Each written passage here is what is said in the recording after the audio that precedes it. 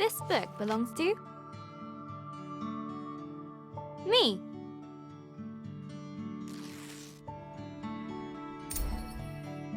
Hello, Journal.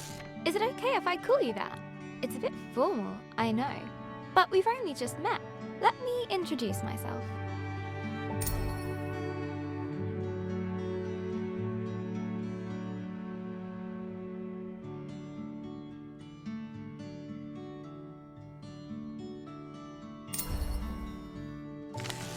I'm Isabel Barbara Cook.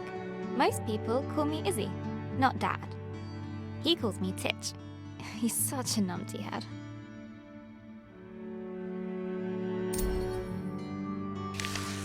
My little brother Ben calls me Isbo. I call him He Who Chews Curtains. He likes red for breakfast and blue for dinner.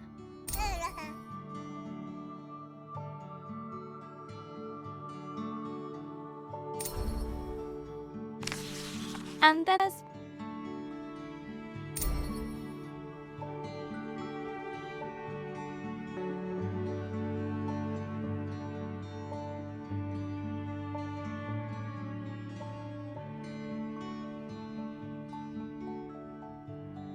Mom, my top tea drinking buddy.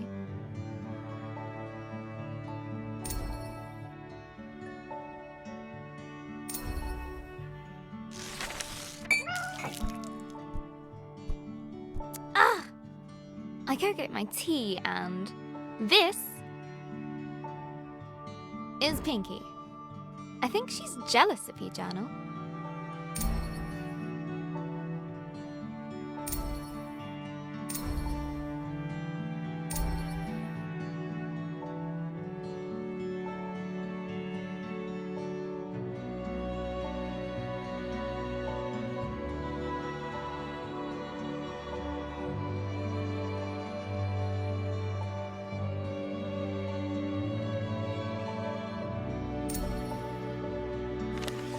Today's my birthday.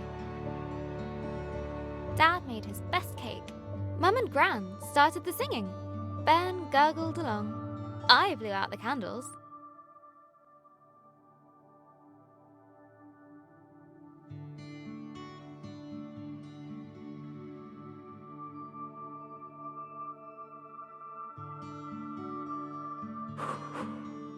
And made a wish.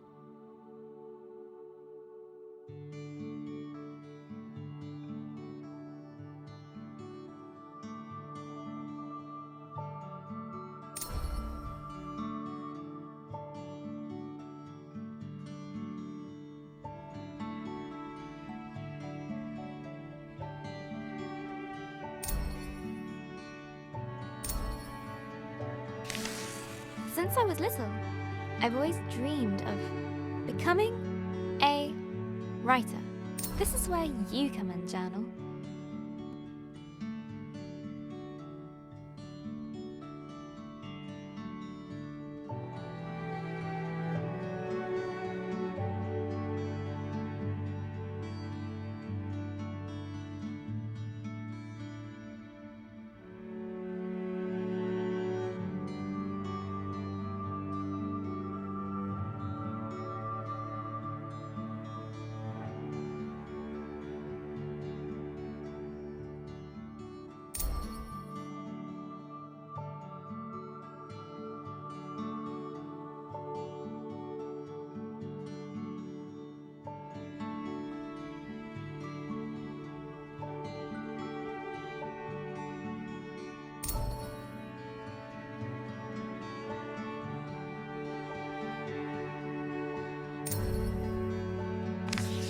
Gran always says,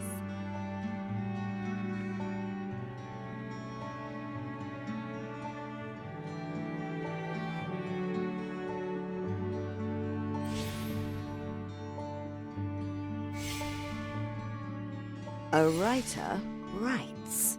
No one ever got anything just by wanting it.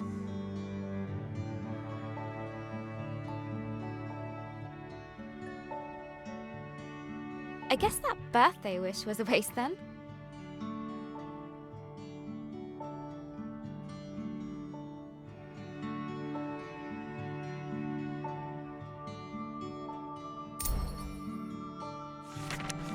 said writing is about exploring your thoughts. It helps you unlock your feelings.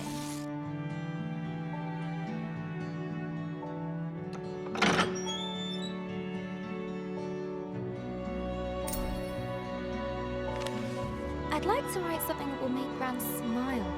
She always talks about little acorns growing into big trees.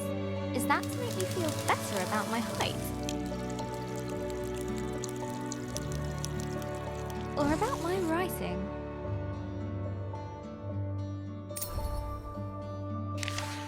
I want to write a story, but what kind? A romance? Science fiction? A comedy? A drama? Fairy tales? Wait, we're getting somewhere. A fantasy story.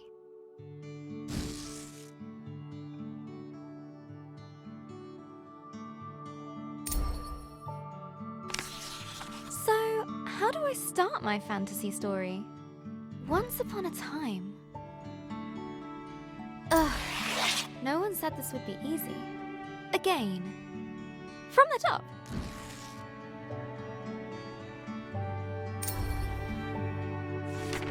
Not so far away, in the land of Astoria. A place of peace and magic.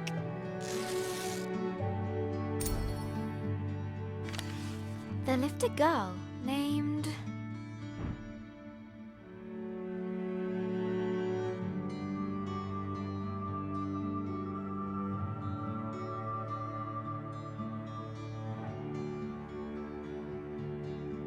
Grace. Everyone knew her by the bright color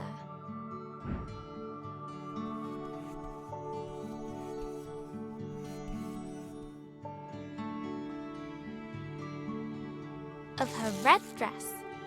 She was ready to begin her adventure.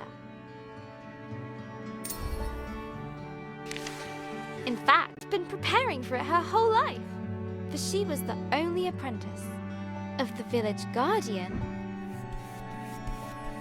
Elder Ava.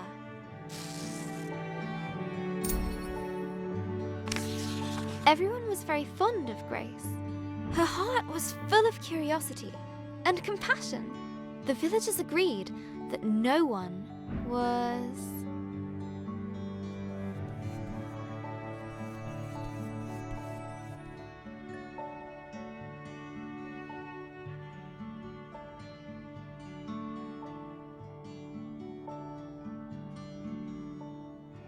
as kind as her.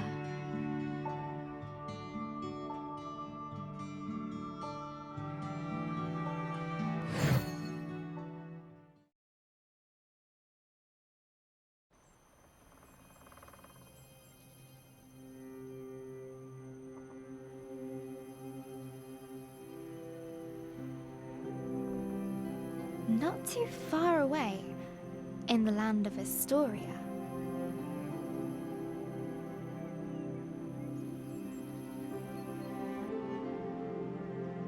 there lived a young girl named Grace.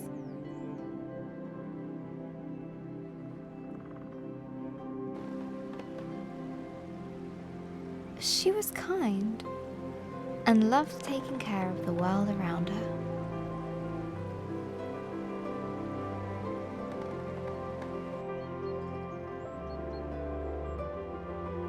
Suddenly, a faint speck of light floated down and began to buzz around Grace. Hello, little firefly. Did you come for my birthday? Oh, Elder Ava's gonna be so happy. Let's head back to the village. The firefly shared Grace's excitement. I was also planning to make Elder Ava a fruit punch in secret. Maybe we can find some more berries on the way back, Firefly.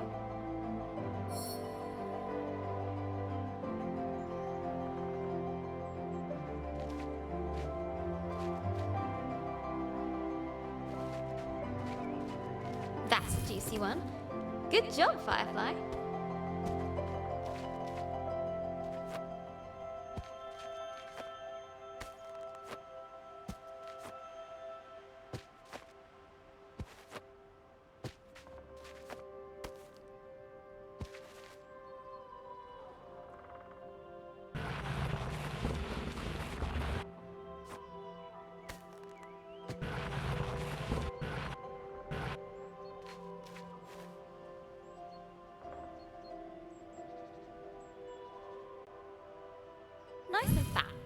This'll be perfect.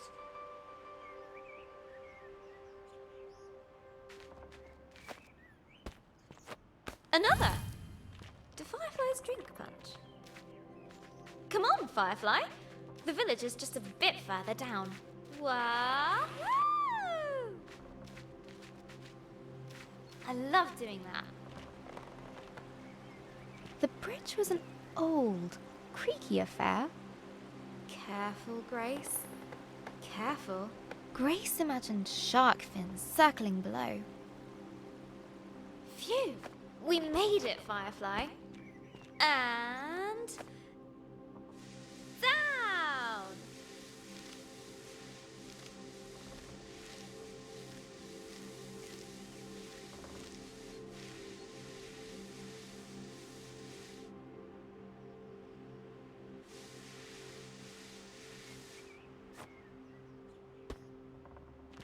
Grace knew many secret paths back to the village.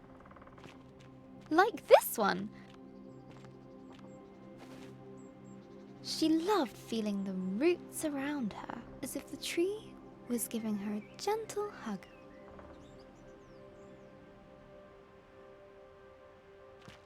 Nearly there, Firefly.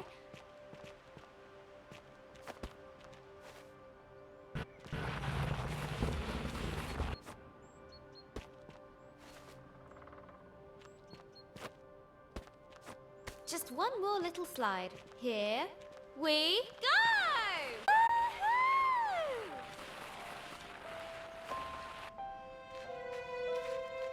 The old cargo lift, barely used.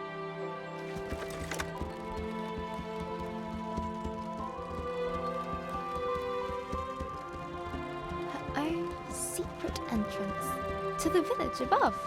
Grace couldn't wait to give Elder Ava a hug. She'd be so proud that her Firefly came. Look, Firefly.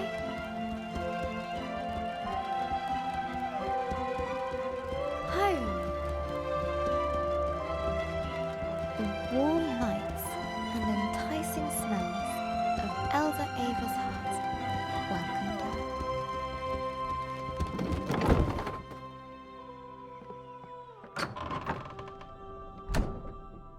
Elder Ava! Happy birthday, Grace. I've made a new friend. One of our sacred fireflies. This is a very special thing indeed. Does this mean... Yes, it is time. Would you fetch me that box, please? Ava was sure that Grace would rise to the occasion.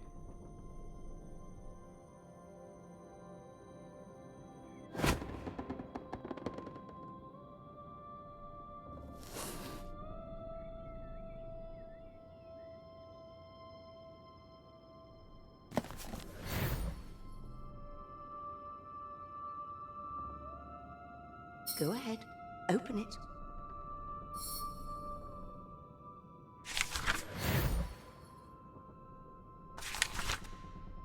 Some will stay with you, others are fleeting. They will help you overcome any obstacle. Now, your training is complete. Congratulations, new Guardian of the Fireflies. Guardian? But that's you. Guardian in retirement now. You should head to the shrine tree for the other Fireflies' blessing. I'll join you shortly, dear.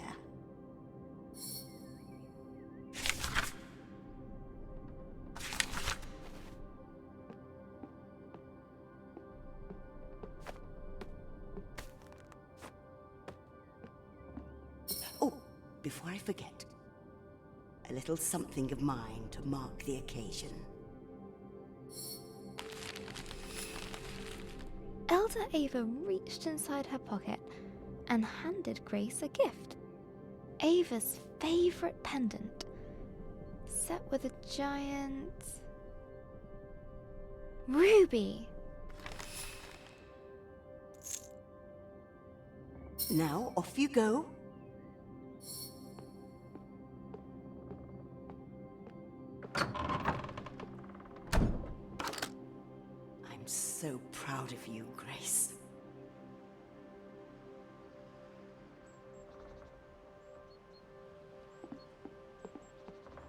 can't wait to try out my magic book. And all at once, Grace was surrounded by the hustle and bustle of village life.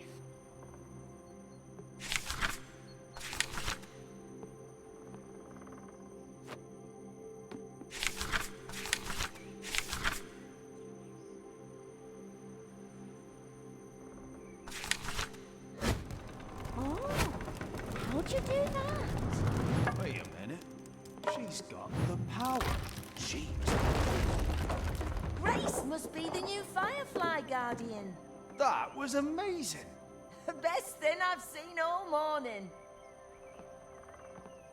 Why do we have to be on cargo duty all the time? Oh, it backs aching just looking at it.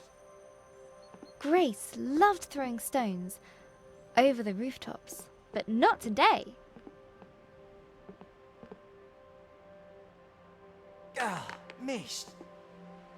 Look, Grace has the book. Go on! Today, the Firefly Shrine was waiting.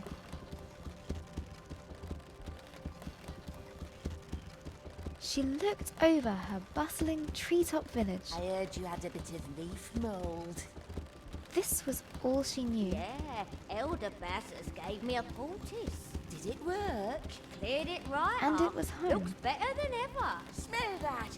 That's the scent of paradise. I could always use more paradise. I'll take 10. But inside, she was still curious. Hey, Grace! Happy birthday! No, you can't have a magic book. Good to see you, Grace. But Grace has one. But that's different. She's special. But you say I'm special. Careful, careful. No need to rush.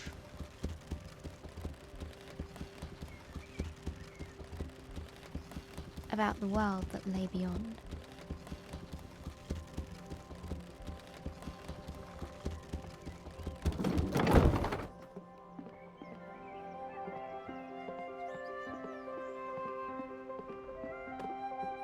The bridge swayed in the warm breeze. Its slats creaked with a gentle familiarity as Grace crossed it.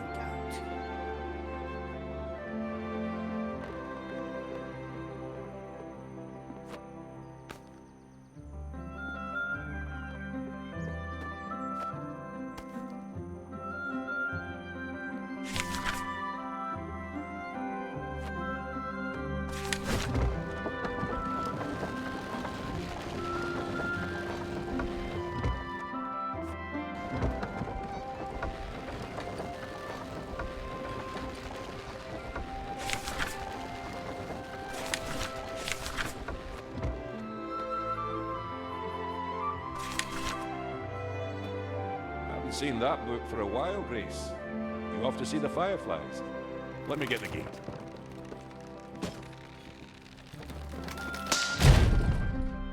Ah! Blast!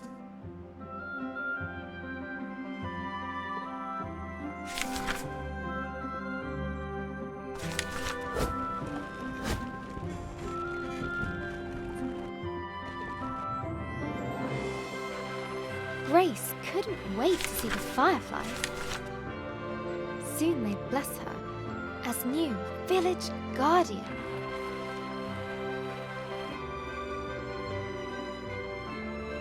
What's being guardian going to be like, Firefly? I hope it's adventurous.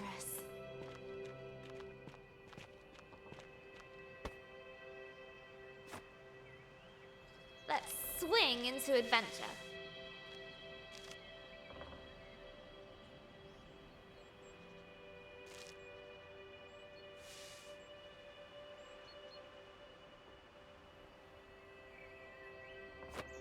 Perfect.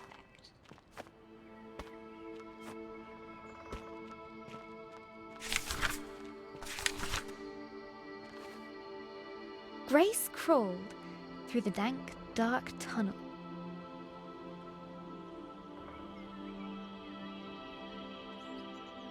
It didn't feel like being hugged at all.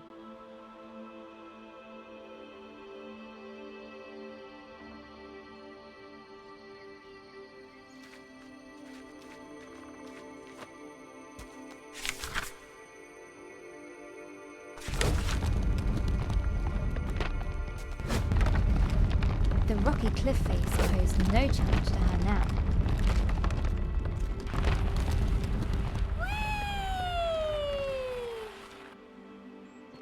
The sacred bell to announce her arrival.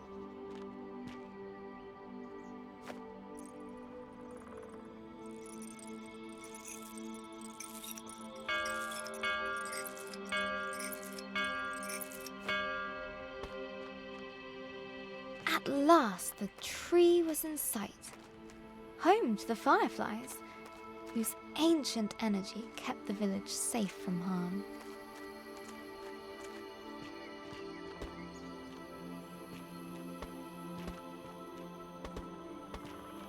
Go on.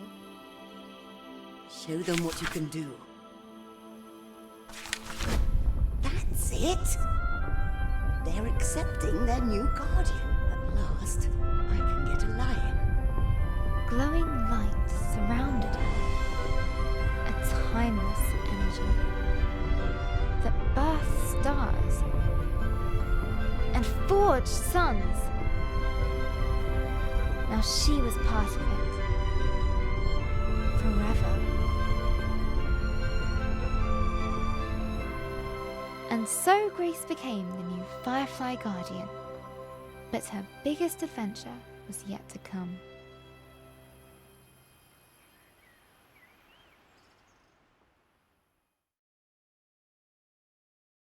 Hello, Journal. This time of the year, it gets dark so early. Like the day is just an accident.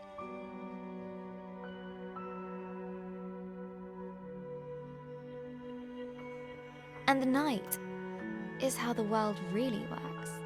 Stars and fireflies glowing in the dark.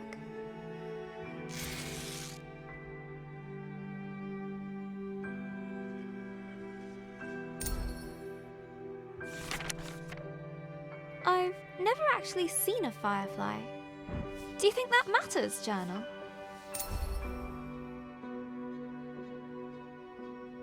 Glowing things are cool, especially in nature.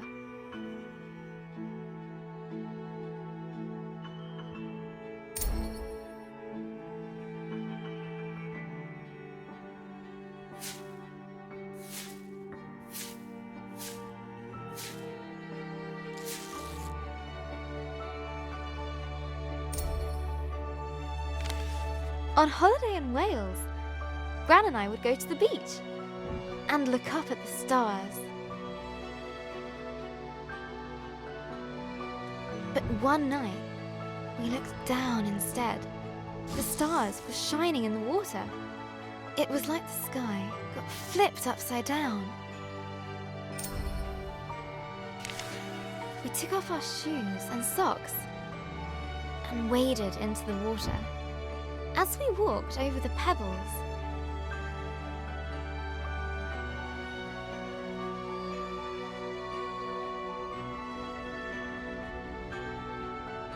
they glowed beneath our toes.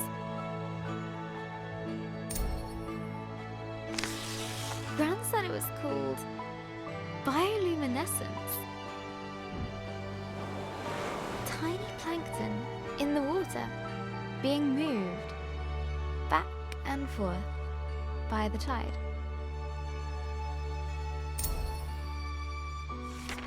I knew it was just little creatures, but it felt like magic.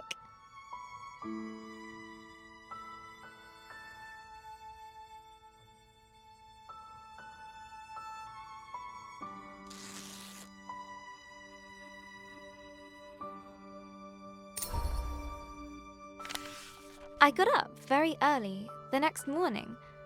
I sneaked into the kitchen, got a jam jar, and went down to the shore to where I'd seen the plankton.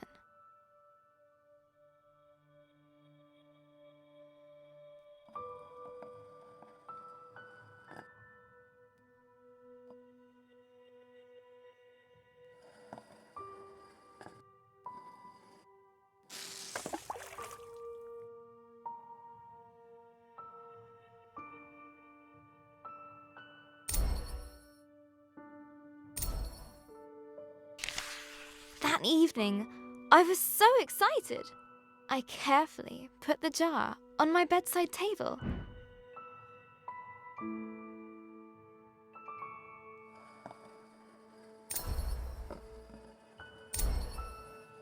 And waited for the night.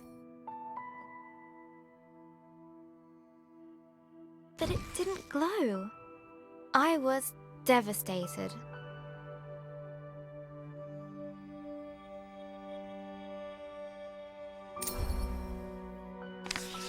I showed Gran the jar. She laughed. Gran always says,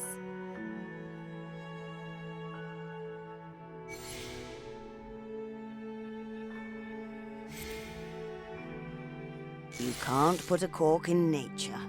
they need sunlight and nutrients from the tide. Gran knows about those things. She used to be a marine biologist.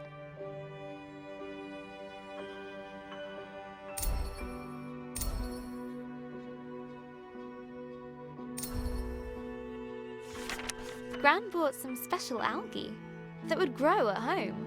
We spent the whole day planning it.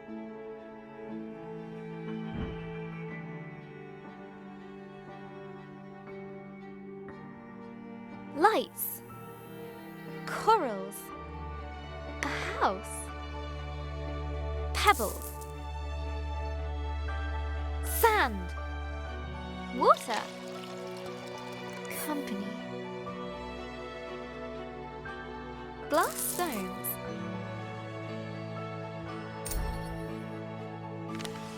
We took pictures for Gran's photo album. For our future selves to remember.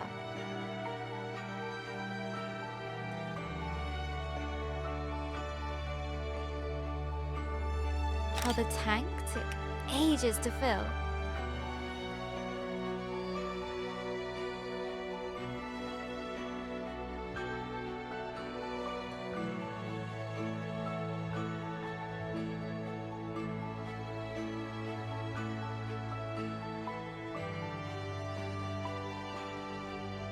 How we took turns stirring the algae in. How happy we were when we had it all set. Just needs time to develop, said Gran.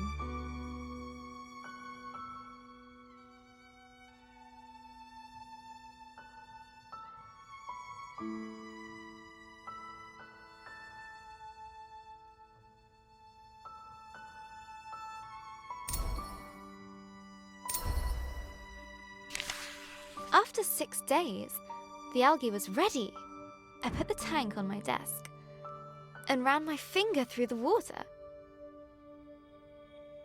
My own bit of magic.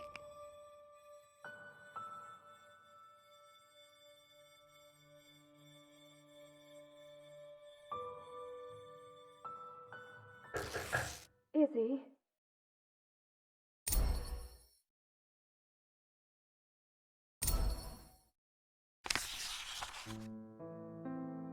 That was Mum.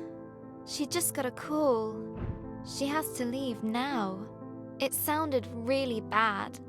I have a weird feeling in my stomach.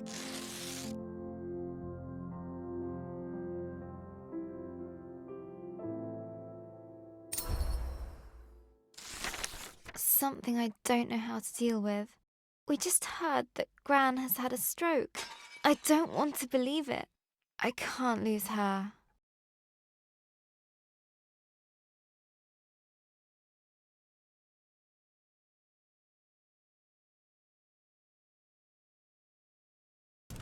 Grace woke from a hazy, distant dream. Something unnatural had stirred her from slumber.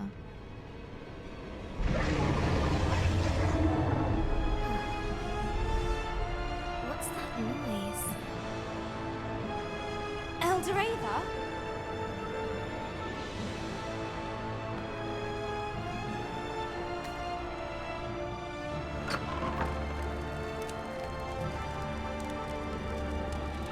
Grace! A giant creature is attacking our village.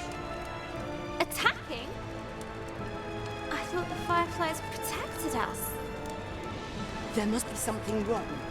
Get to the tree at once. Hurry! What creature could have caused this? And suddenly, Grace was surrounded by smoke and cinders. As she hurried past the crackling rooftops, her concern grew. Hey, Grace, you gotta hide. You can hide with us. Broken. The lift. No, there's no space. Okay. Find your own hiding spot then. She looked at her burning treetop village. This was all she knew. This was home.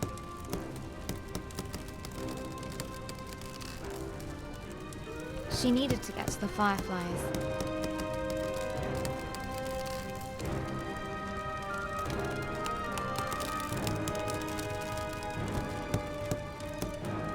She needed to keep everyone safe.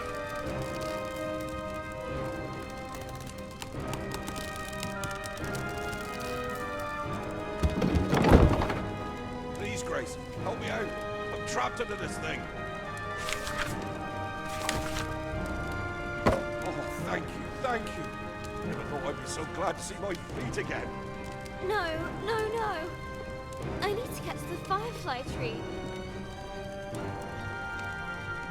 The bridge was beyond repair.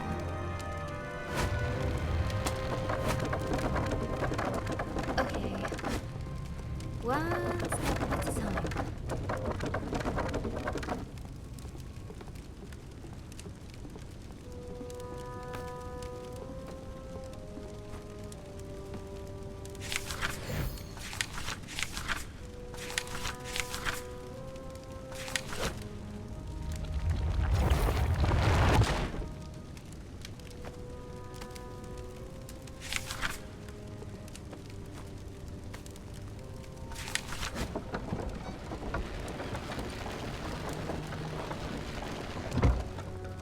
Word magic. Yeah. A terrifying noise echoed from beyond the village gate. Grace rushed out to meet it. Soon she would prove herself as the new village guardian. I can do this. Right, Firefly? Right? But she could not deny the creeping terror. The earth yawned below her.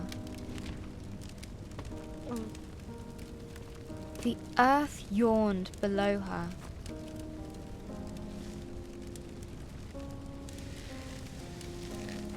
Phew. Made it.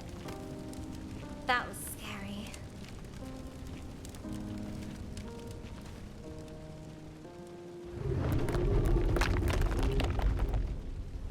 This tree did not comfort her.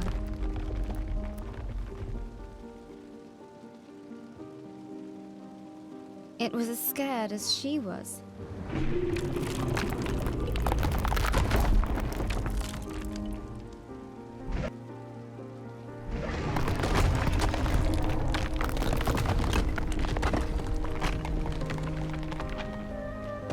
With nobody around to extinguish them, fires burned out of control.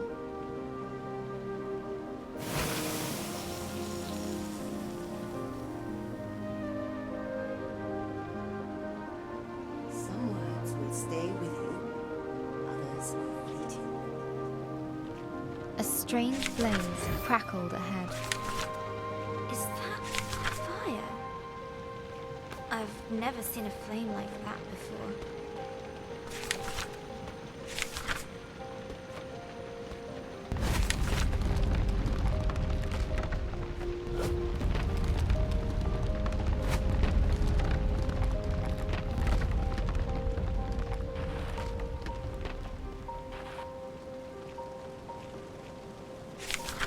The sacred bell lay silent on the ground.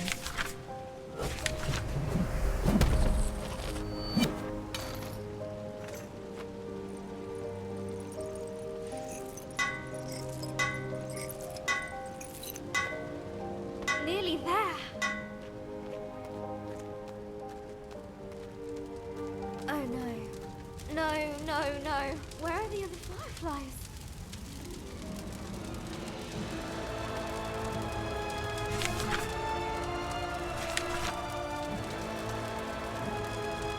Fireflies? Please be here. Please be here. Soon, the dreadful realization dawned on Grace. Fireflies were gone.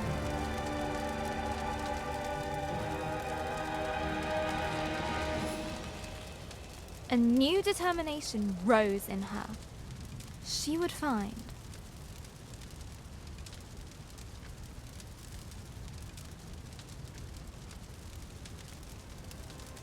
the fireflies. Eldoreva! Something took the fireflies. I know. Don't give up.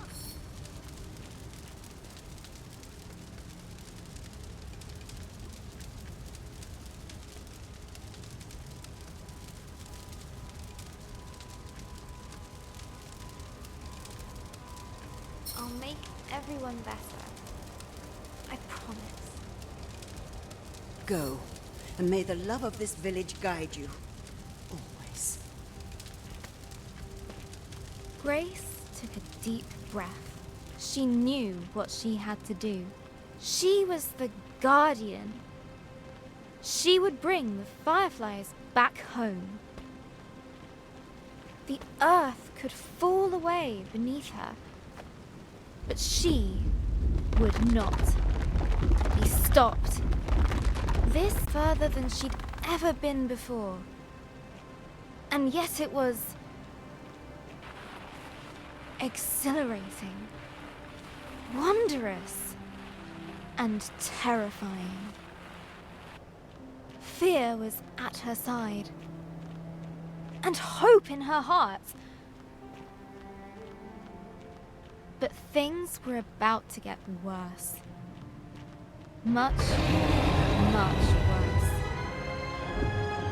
Is that a dragon? It's big. But Grace would not slow down. Not for crumbling paths.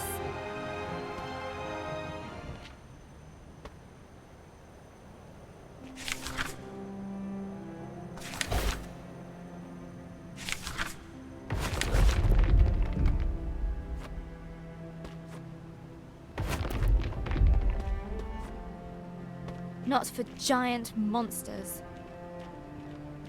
She would make it answer to her, no matter what.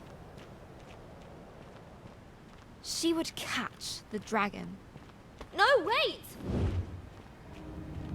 She raced forward and leapt.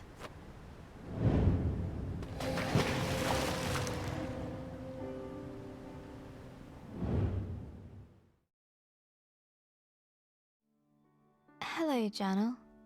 We went to see Gran today, in the hospital.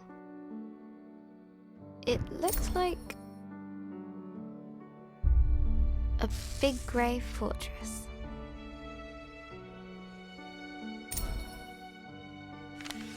It took us a while to find the right room.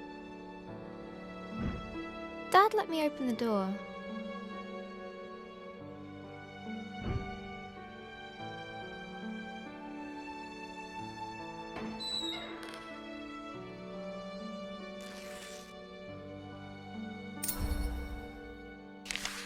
Gran has a big, cozy bed at home. Nothing like the hospital one she was in.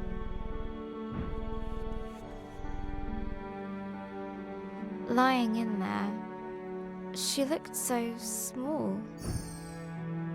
I don't remember her being that small.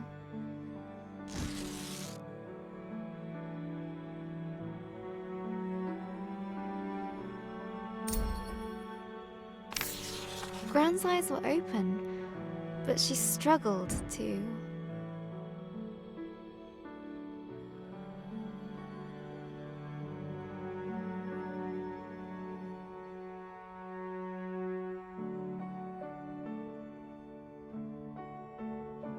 find the right words. She just couldn't.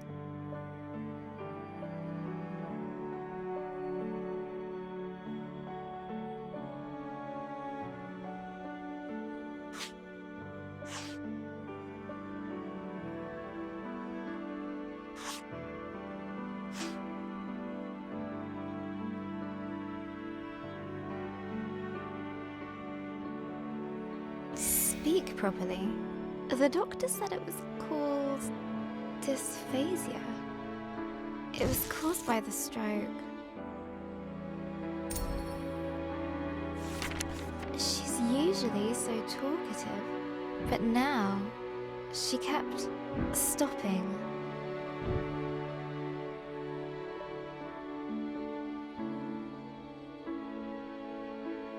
Mid-sentence, as if all the words she could find were just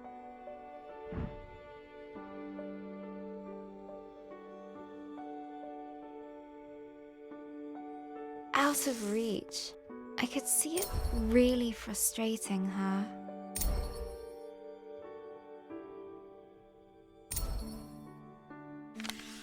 And then Gran started coughing. They put an oxygen mask on her. I told her she looked like Darth Gran.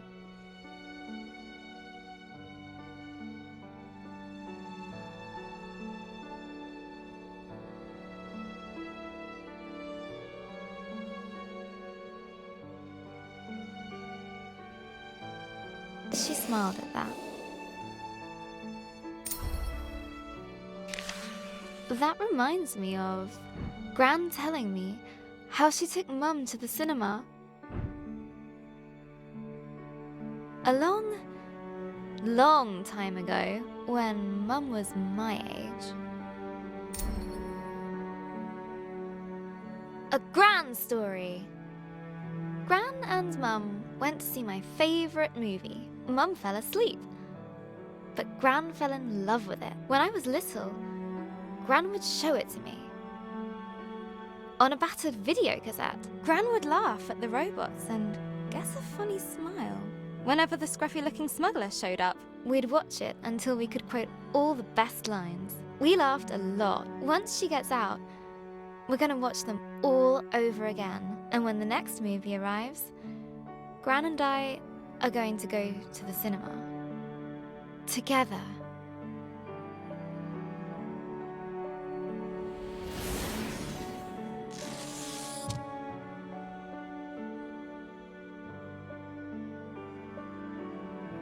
And soon, Gran and I will be playing games again.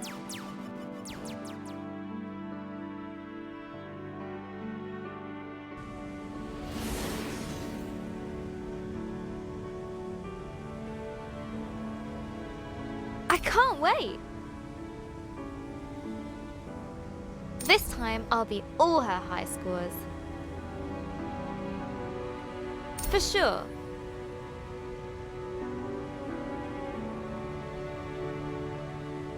Gran's a tough cookie. In video games and everywhere else. I heard Mum crying in her room.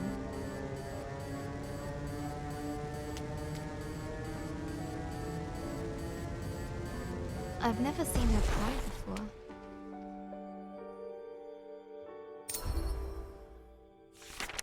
She looked so sad.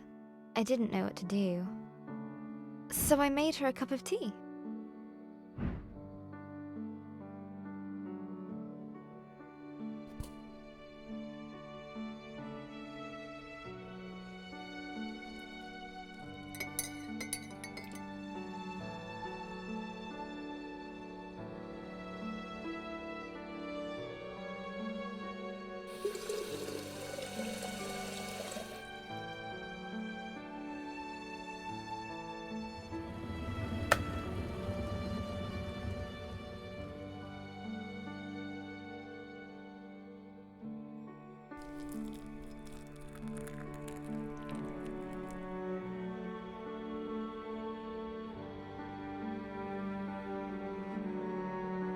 like Gran's, she said.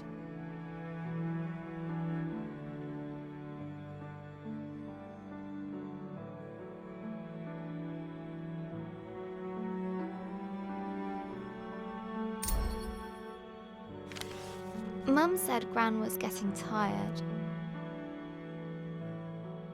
I said she's getting better.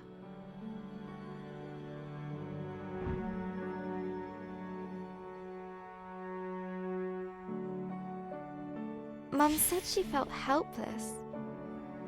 I said she was just sleepy.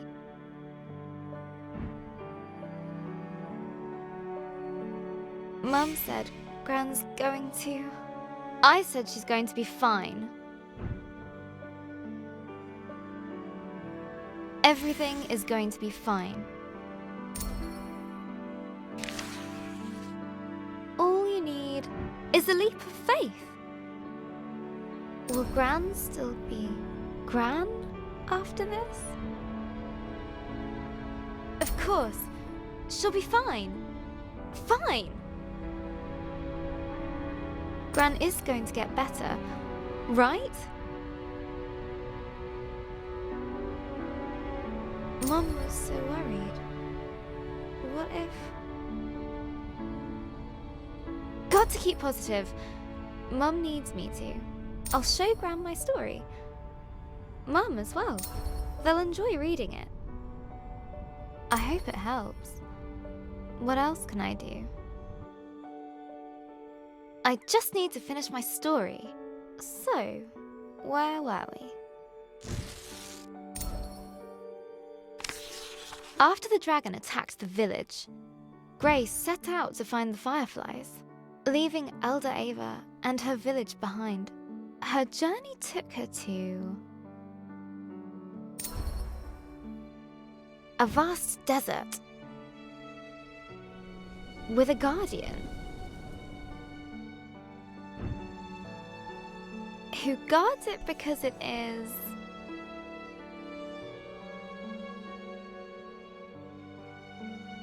sacred.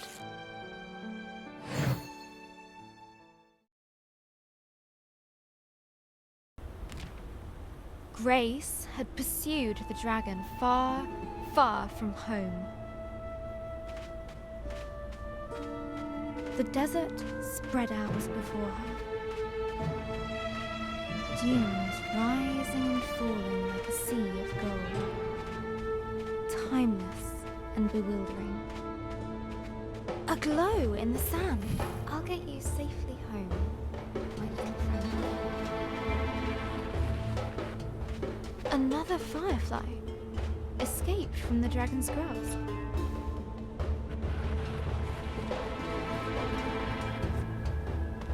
Hey there, little one. You're safe now. Where did this wind suddenly come from? There was something very unnatural about it.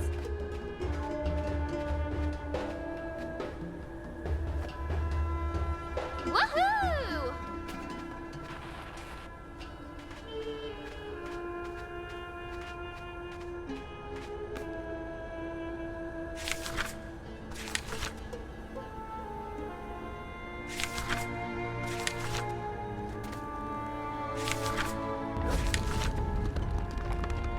A little wind won't stop me.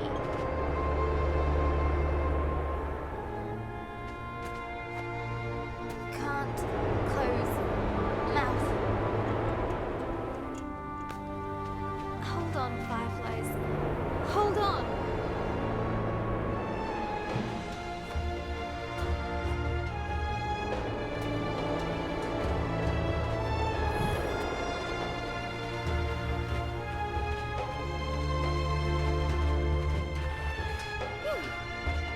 It stopped. Someone's down there. I'm sorry for disturbing you. This place is sacred. Will you hear me? Sacred. You don't look sacred at all. But I came here following a dragon. Have you seen it? It's really important. Go away! Io da stay out!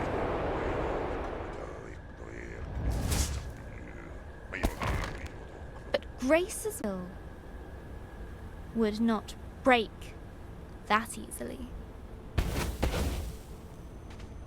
Hey! Come back here!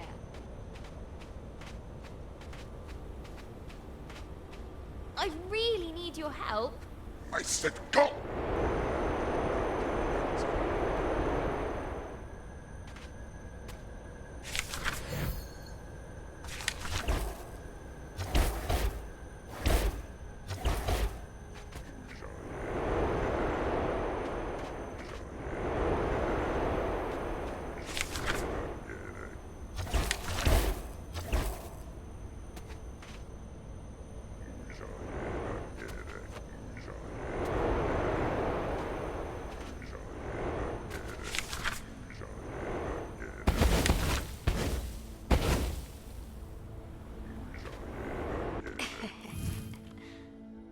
Surprise!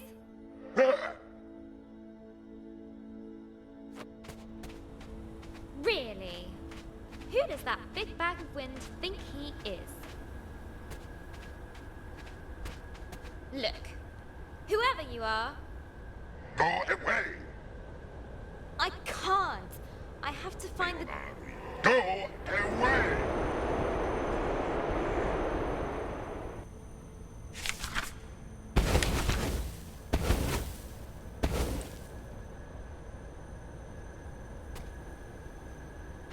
Okay. See ya. Wah! That sorted Mr. Grumpy Pants out. The yawning cave burrowed deep into the earth.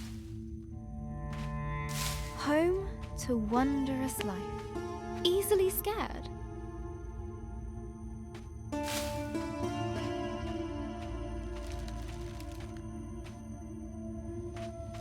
Whoa. This place is huge.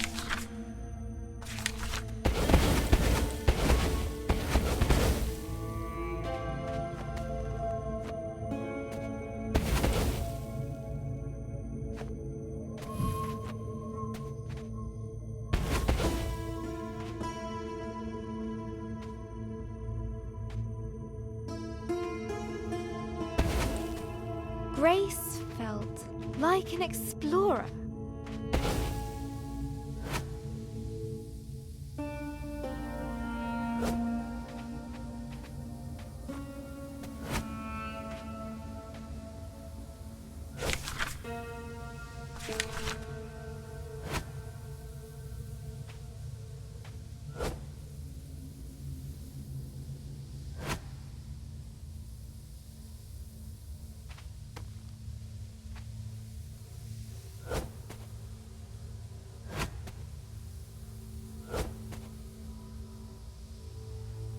Uncovering the unknown.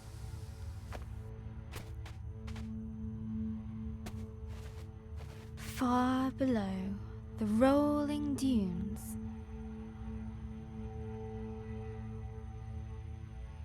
I wonder what used to be down here. Maybe sand-swimming desert pirates? Or one-eyed troglodytes? I hope not.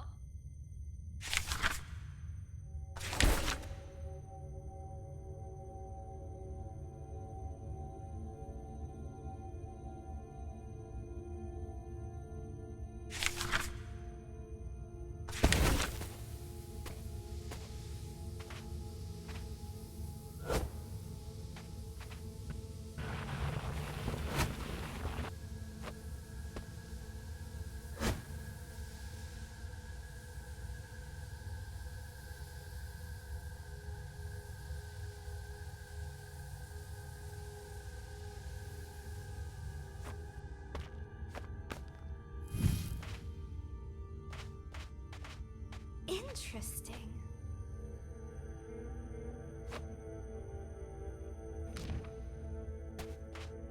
Interesting.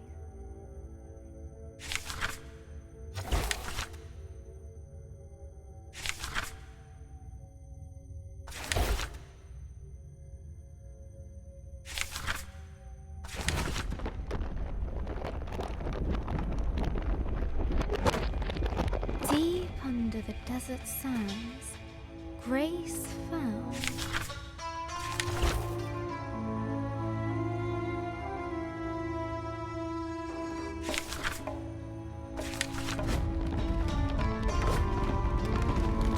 a long, forgotten chamber.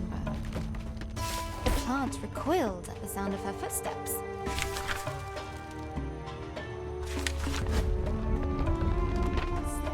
Broken remains of greatness past.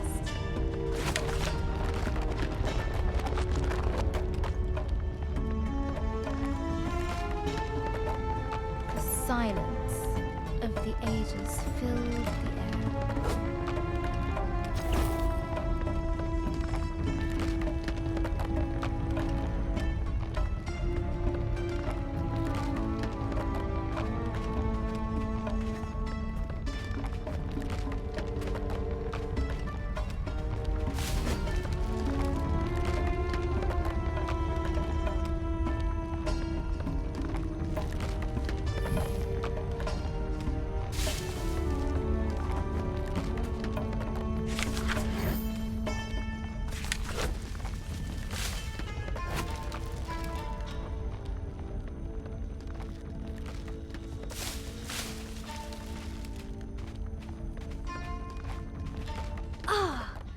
Fresh air!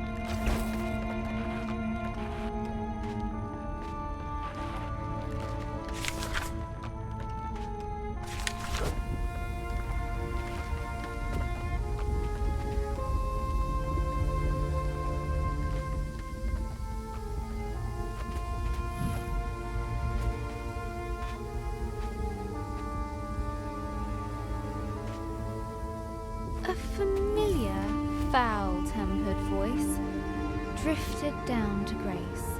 It didn't listen. I need to find it. Sacred, I said. No one listens to me anymore.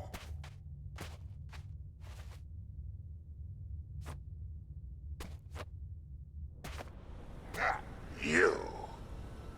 You shall go no further.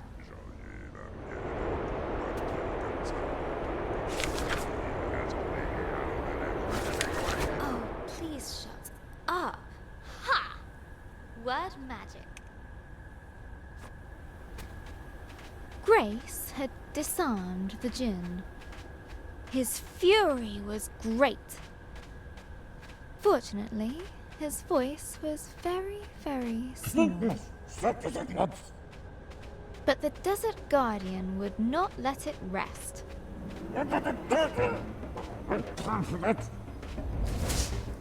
Hey! Stop it!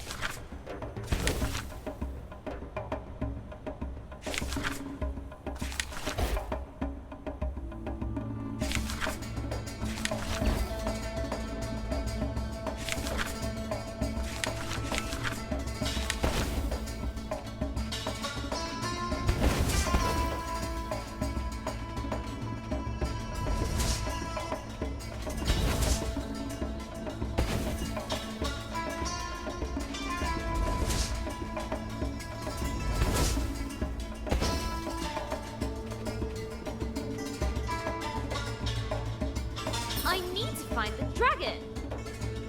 Don't you get that? I really don't have time for this.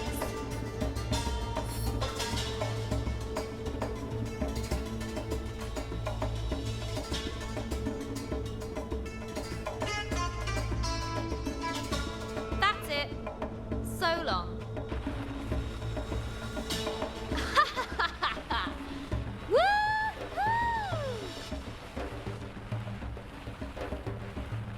Well, we got rid of sulky boots again.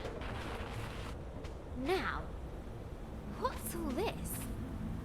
As she looked around this lonely, desolate place, Grace wondered, why would anyone choose to live here?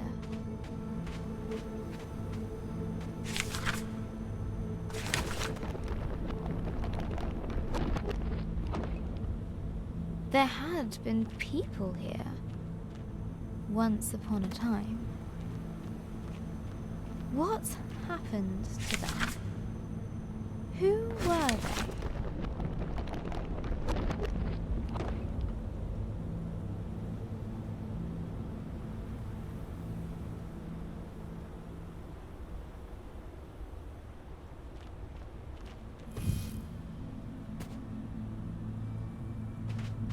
Maybe I'll find answers here. The dome was empty, but for a pool of water.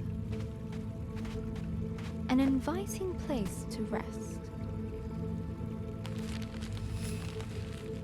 Grace's thoughts drifted to the people that once had lived here. She was sure they must have been philosophers.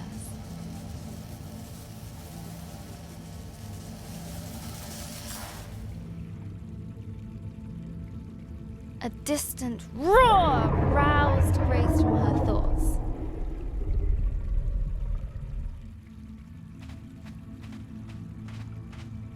I'll catch you yet, dragon.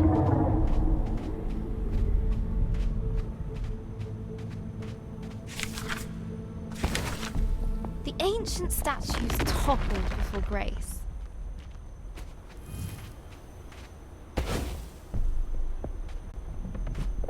Wise philosophers,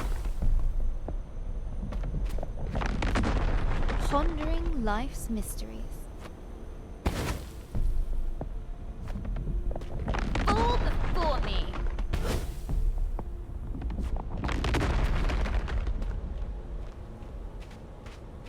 But behind Grace, a grumpy mumbling could be heard. Ugh, him again. Let's move.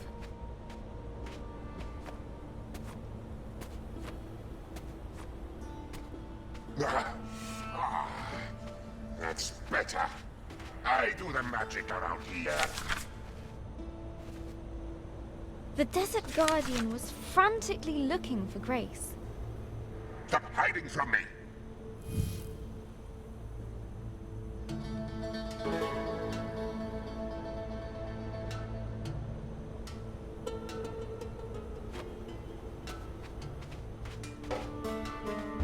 Wouldn't he? Easy.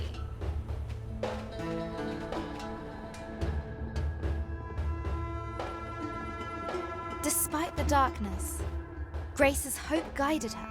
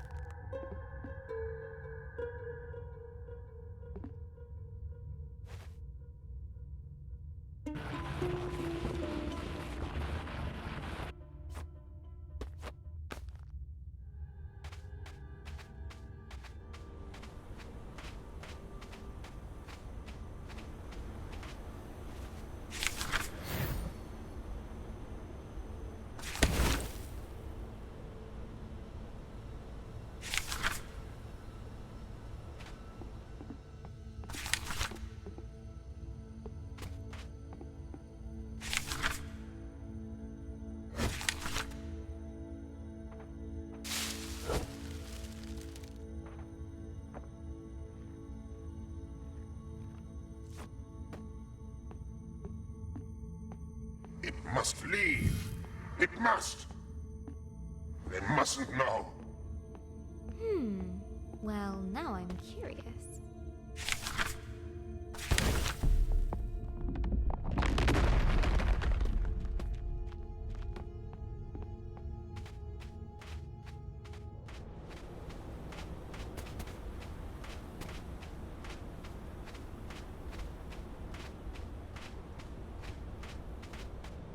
What is it with this guy?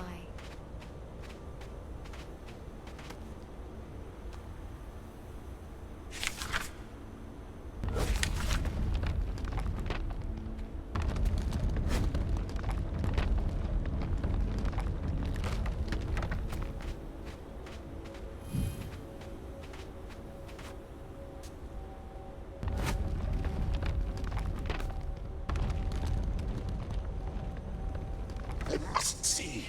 No, no, no, no. What has you so worked up, old windbag? The past. The past. It stays hidden. It must.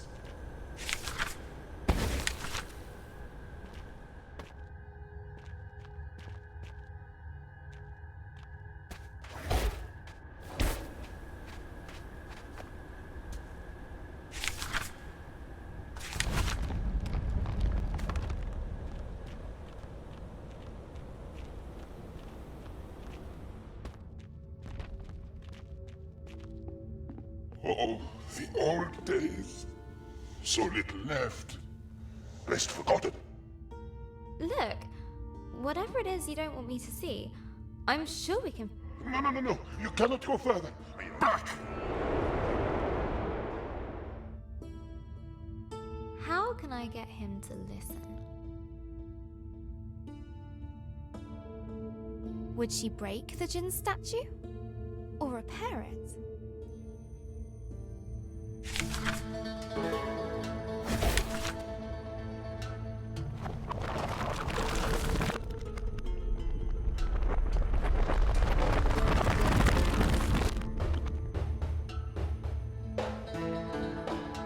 Human creature. You rebuilt my statue. Why? You weren't listening, but you look calmer now. I do not understand. Why show pity to me? I did nothing to aid you. Everyone deserves a second chance. Or a 10th. What's happened here? What did you do? I failed. More than 10 times. Let me show you.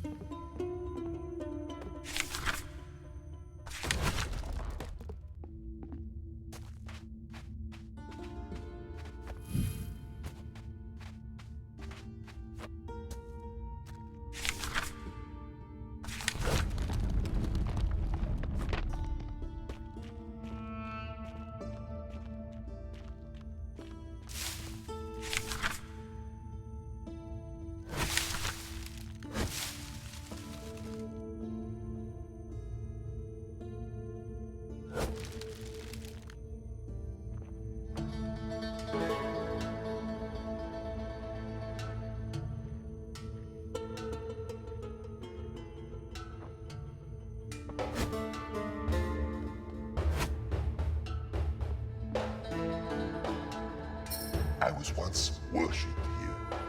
It was wonderful.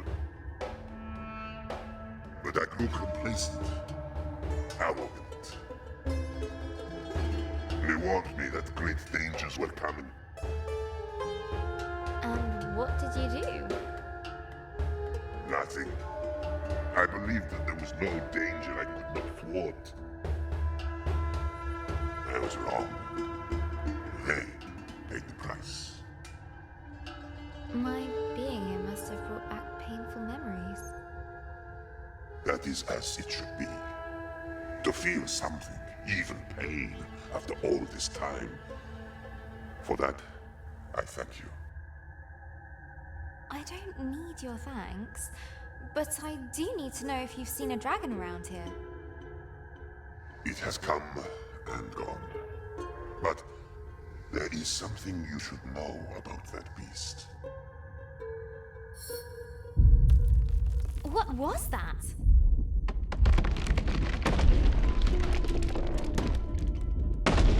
Hold on!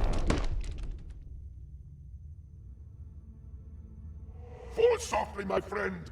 Knowledge will be yours in time. Use it more wisely than I did.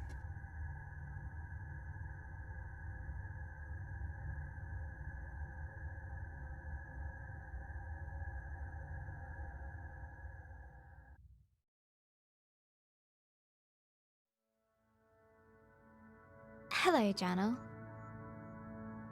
Today at school, I got my history essay back. I wrote about Vikings. I love Vikings. Mr. Collins didn't like it.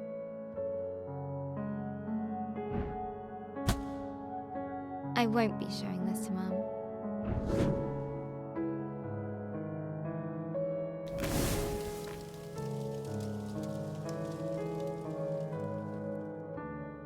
She has enough to worry about. Vikings are the best. They're tall and strong. They love conquering and fire. Vikings are basically all kinds of awesome. I could really use some awesome right now.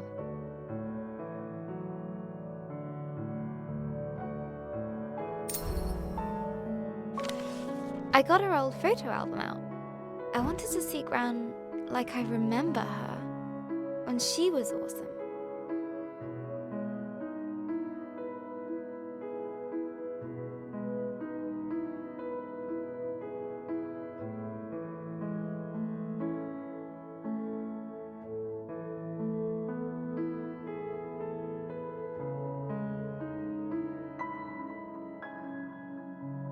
But every time I close my eyes, I see her. In that horrible bed. We're visiting the hospital later today. When we arrived, Gran was asleep. Her skin looked so thin, almost see-through, like tissue paper. She was Gran-shaped, but empty. I mean, that's silly, right, Journal? It's just Gran. But somehow it isn't. It's not her!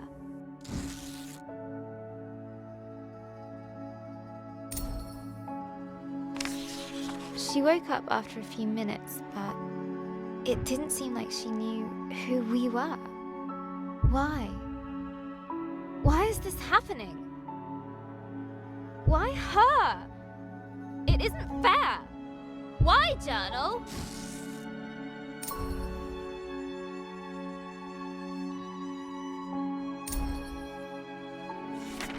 Gran still can't speak properly. It's so cruel. She can't tell us anything. Like what she wants to eat. Or how she feels. And what's worse, everyone pretends they're having a real conversation with her. But they're not. You're doing fine, Barbara, the doctor said to her. You just need some time. Hospitals should make you better.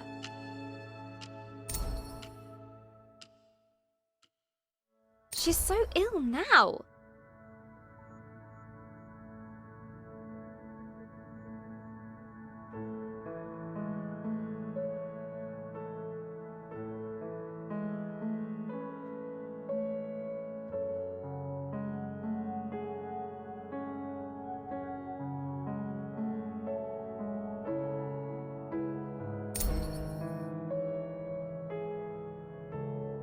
I want her better now.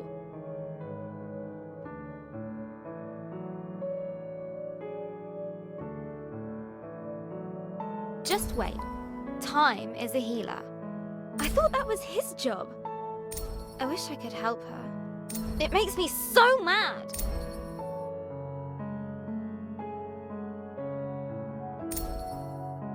Nurse said it was dinner. Mum had ordered Gran soup and a jacket potato.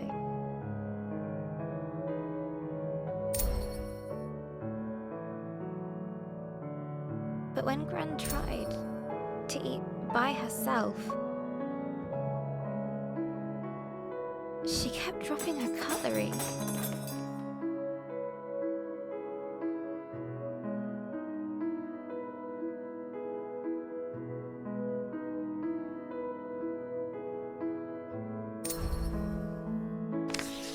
Then I noticed Mum had ordered her mushroom soup. Mushroom! Gran calls them nature's bogies.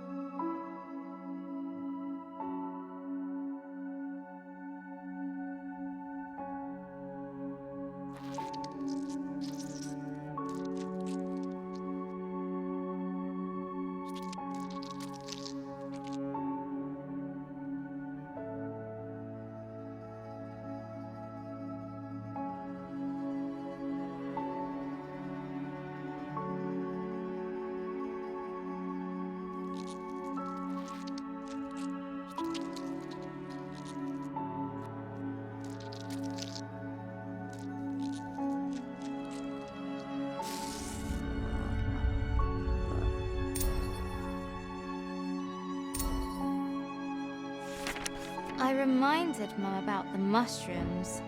She got that look and banged the spoon against the bowl. There was lip pursing.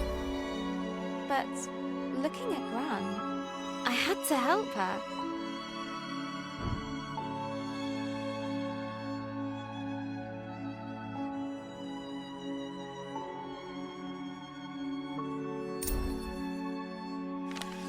I still had some loose change.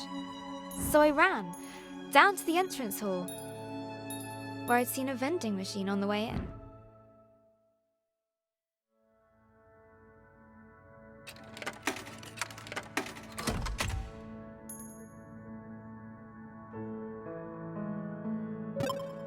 Egg sandwich! Hurrying back to 305, I couldn't help but grin. They didn't let me back in. Adult talk. Wait outside. That's what they said. So I waited on a bench until Mum came out the room. She said nothing. Just took me to the car.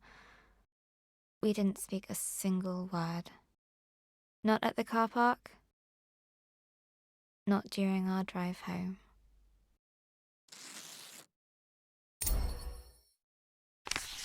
Dad had made pies for tea. I just wasn't hungry. Dad said I needed to eat.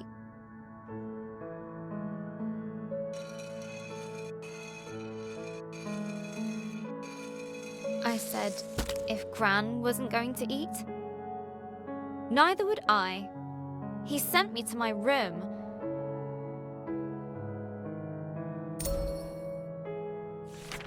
I slammed the door really loudly and flumped onto my bed. I still had the egg sandwich. It was all mushed up. Everything is all mushed up.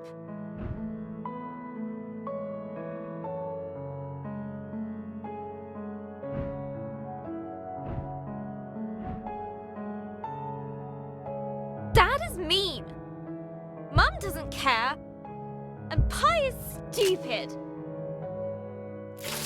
Maybe I should just try to write my story.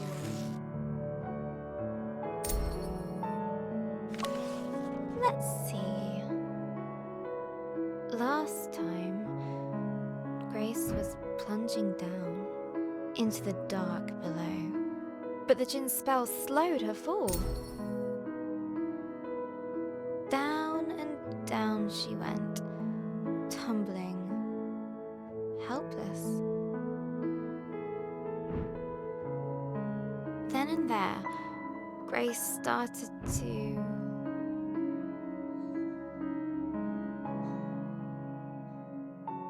thrash! But the darkness didn't care.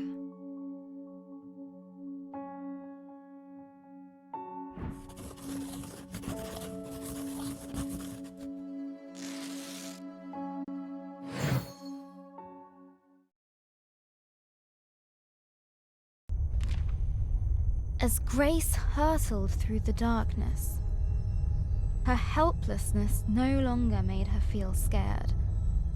It made her feel frustrated, angry. She wanted answers.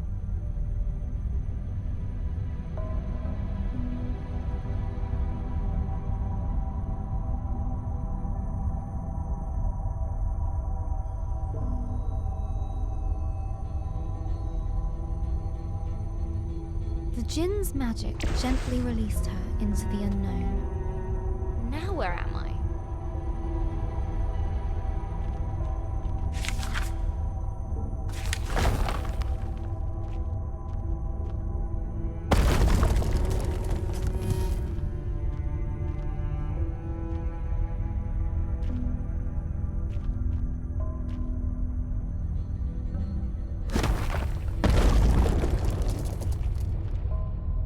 The ground was warm to the touch. At least it's quiet down here. Just my luck.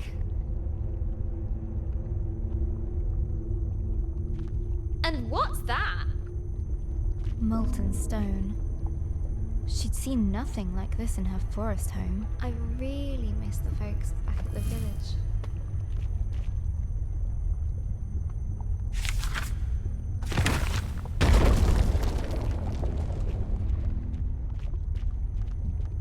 Stalactites hung above, looking decidedly precarious.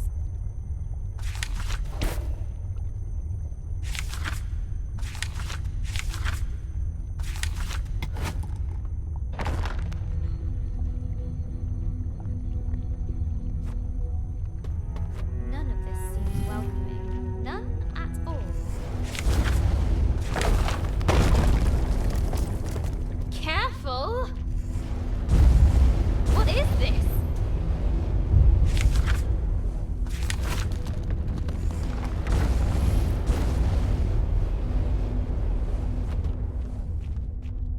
Something was unnerving about the pendulous nature of the I ceiling. knew it! I knew it! I knew it!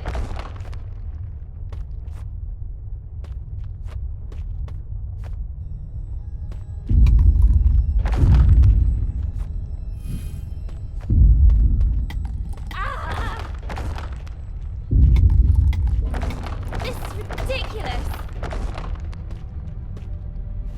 I need to find whatever is causing this and stop it, or I'll be smushed.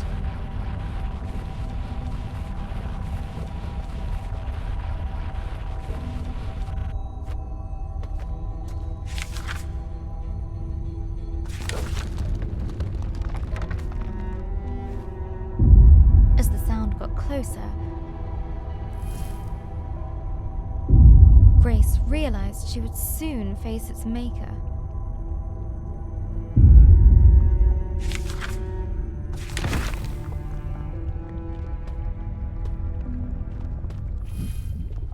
Okay, here we go.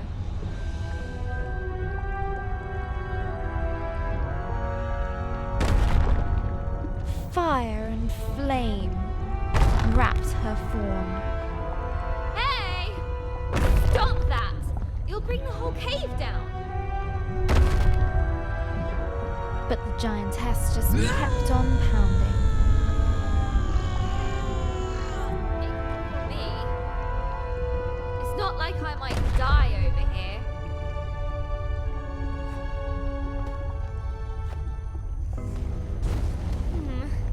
At least that noise has stopped.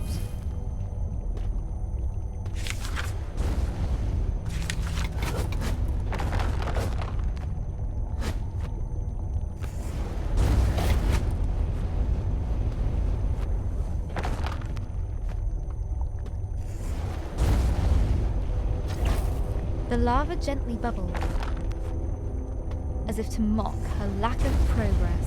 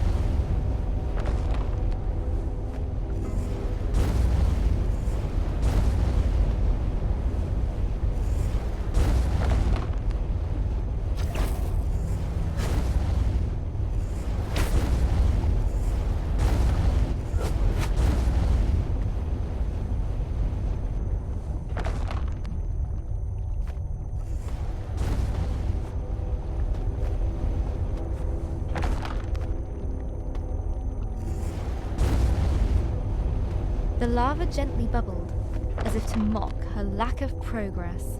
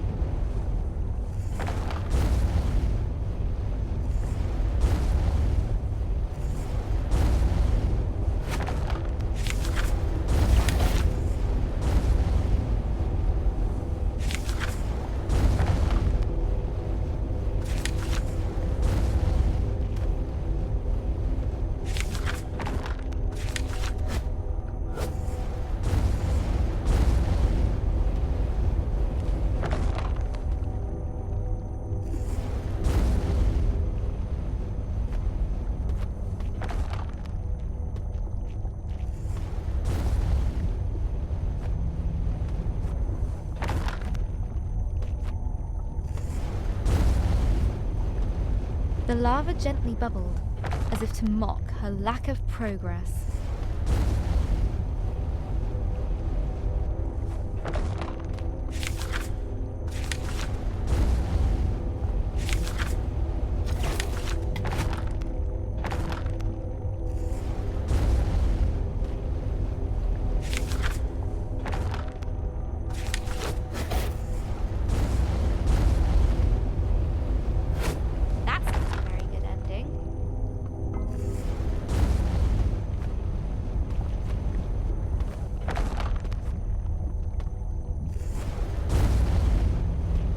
The lava gently bubbled, as if to mock her lack of progress.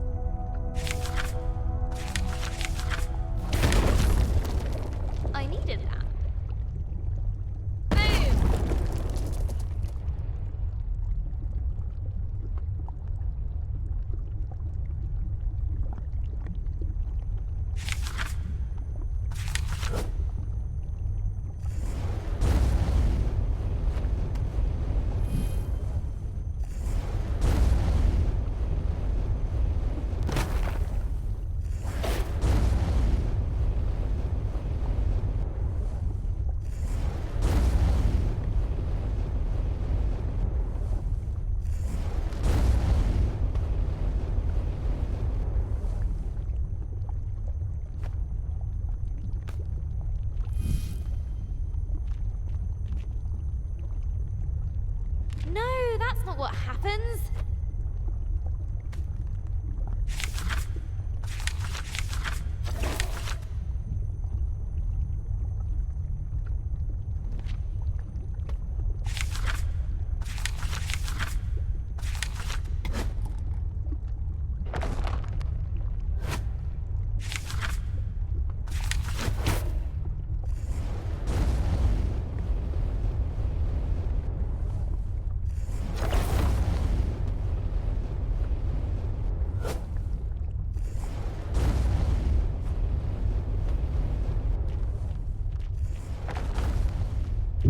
No, not again. The whole floor's going to give way. Ah! Right, not listening or ignoring. I don't care. I have to stop her. Inside Grace was a white hot rage.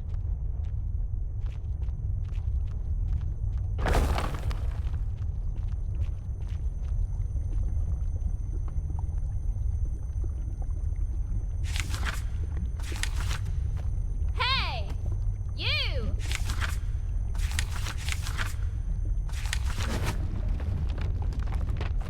Hey!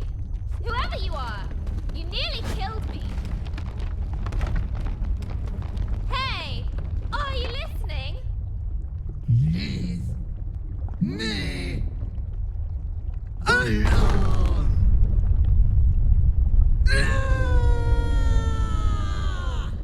No, no, no, no! That's not fair! What is wrong with you? What's wrong with me? I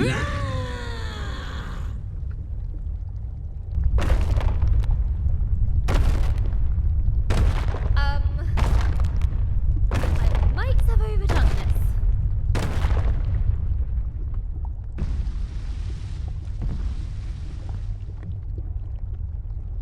I really need to get out of here. A timely exit. Grace didn't quite know what she'd encountered. Sheesh. She's so angry. The thought stuck with Grace. What's wrong with her, I wonder? Whew. I think I need a breather. A place to rest. Grace was beginning to feel the burn of loneliness.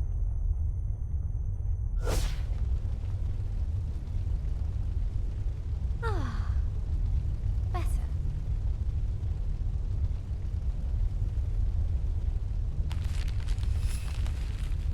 Grace's thoughts drifted back to the burning giantess. Why would she be so full of rage? She must have felt misunderstood.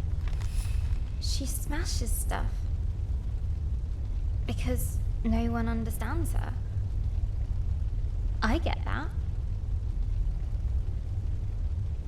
Grace vowed to be more understanding.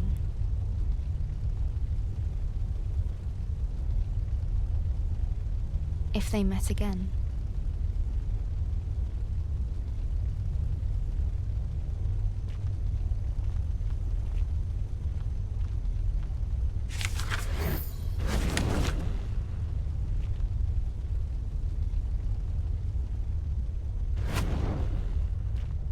As the light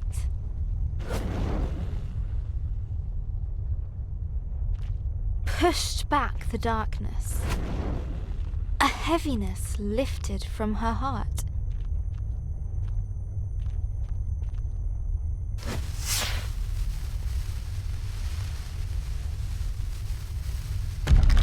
That was strangely satisfying.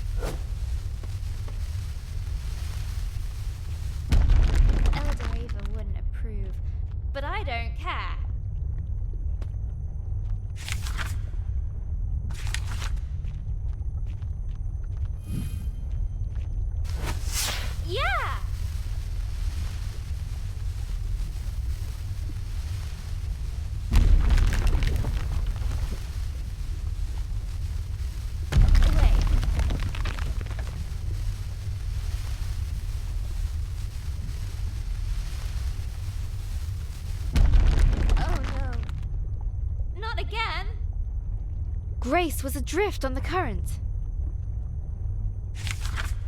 Without control. Lost on the flow of lava.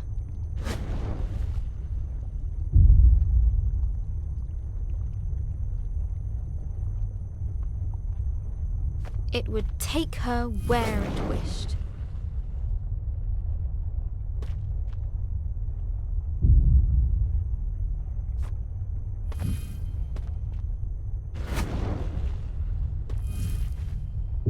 It's speeding up. That can't be good. The burning river went faster. And faster.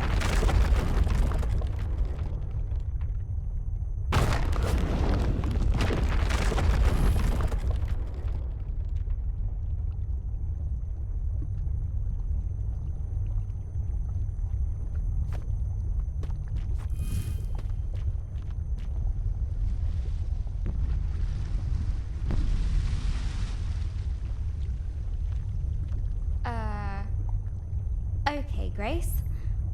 Remember, empathy. You! You again! She isn't listening. Run, Grace, run!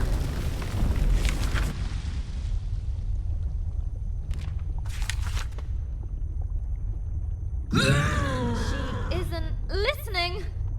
Run, Grace, run!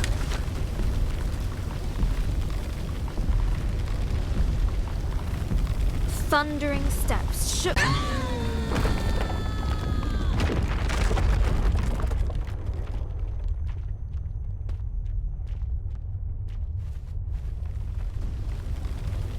Where is she?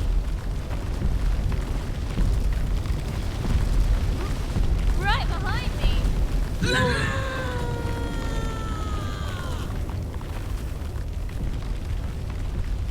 Debris was flying everywhere.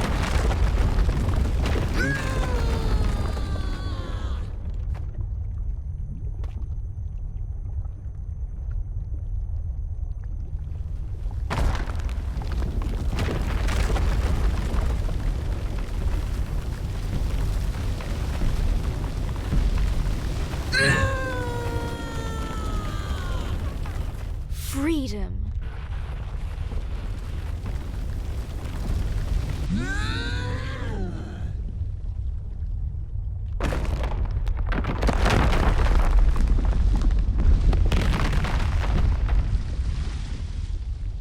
Now look what you've done. You look! We're trapped and it's all your fault. I hate this place and I hate you. I hate you! Her anger consumed itself. Huh? What happened to you? No. Don't feel so angry now. Angry. I know what that's like. To feel angry. As her anger left, it brought a change.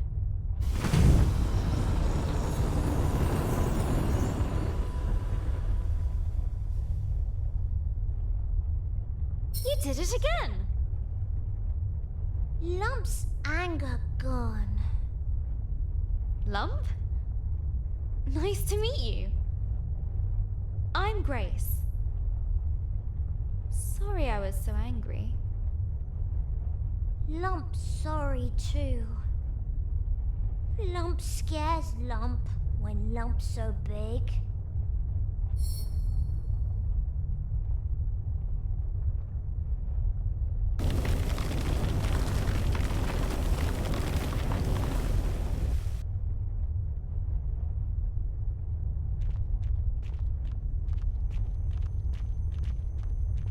I'm looking for a dragon.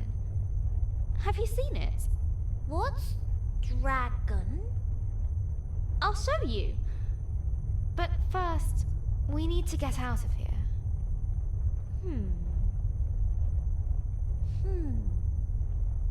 Just then, Grace noticed a boomshroom she hadn't seen before.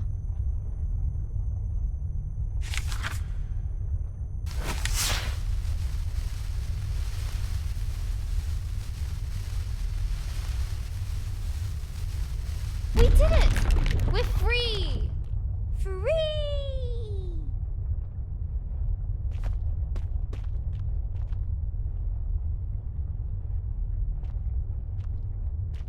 Lump! You coming? Lump likes Grace.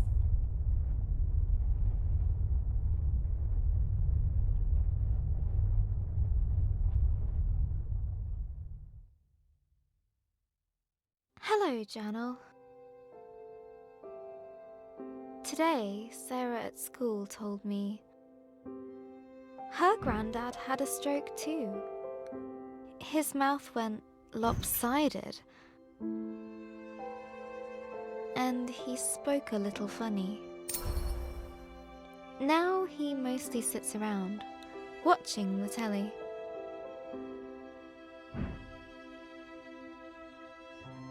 I don't think Gran would enjoy that. She'd feel like she was giving up. She'd want to keep moving, keep doing things. Gran always says.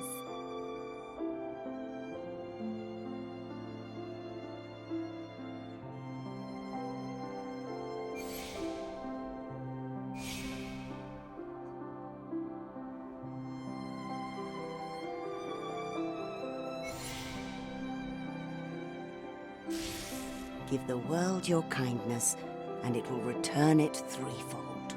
The more positive energy and kindness you give the world, the more you get back.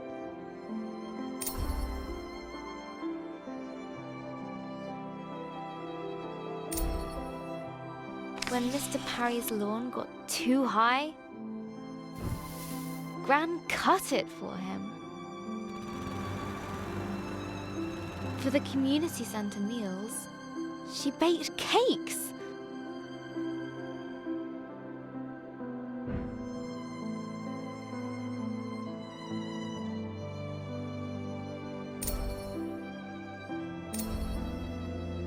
She even does the unthinkable. She changed Ben's smelly nappies. We could do with kindness right now. Someone better step up. Me! Starting with bringing world peace? Cooking for the elderly? Cutting Mr. Parry's lawn? Tidying my room?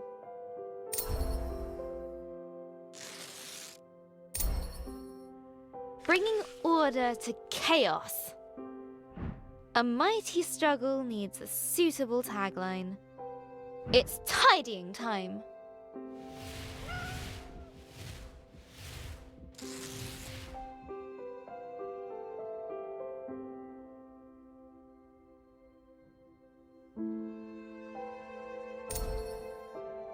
And then I did the washing up from breakfast.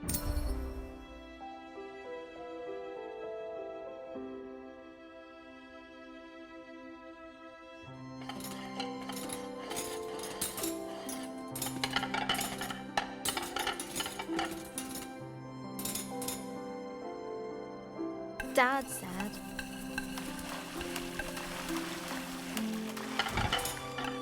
"It's a miracle." Then he bowed at my feet. He's such a complete numpty head.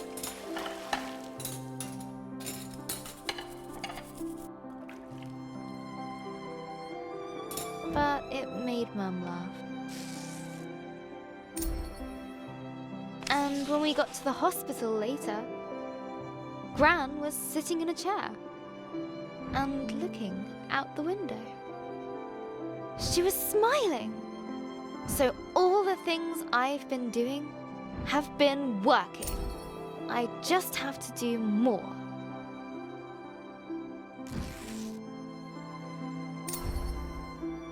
There was kale for tea, which is a kind of vegetable torture, but I told myself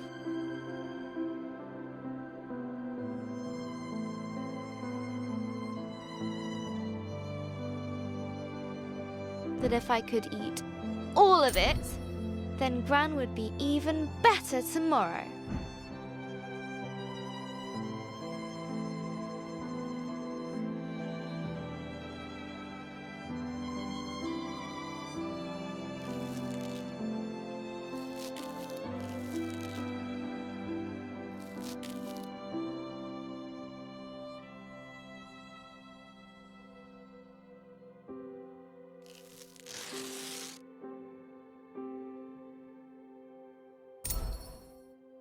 I am on fire today.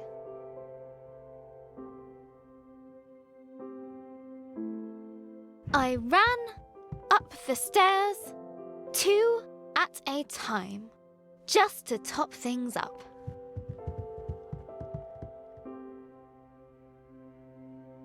Pinky was very impressed and slept on my feet all night.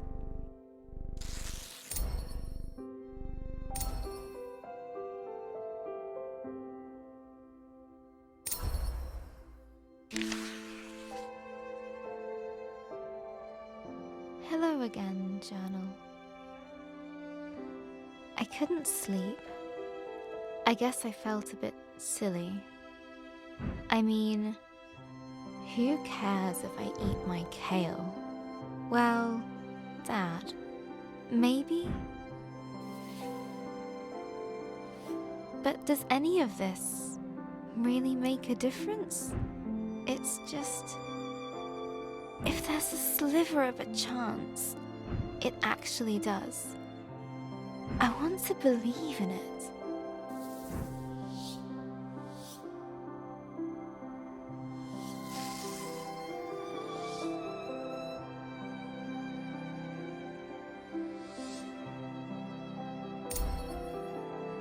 Sarah told me that when her granddad was sick, she used to pray. I don't exactly know how that works, but best to hedge my bets. Please. Please. Please. Please. Please. Please. Make Gran well.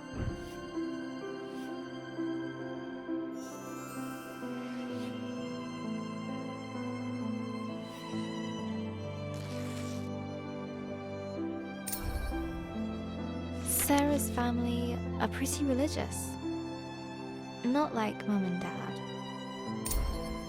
I don't know that much about religion, actually. I like the stories, especially the one about the Ark, and rescuing all the animals.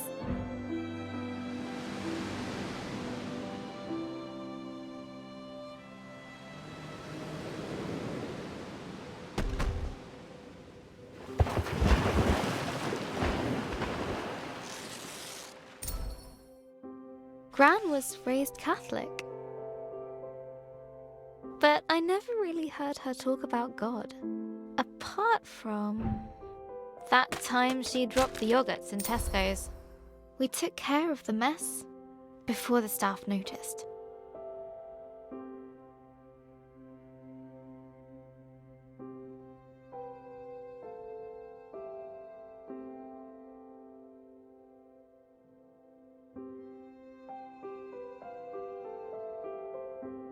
Gran even offered to pay for them.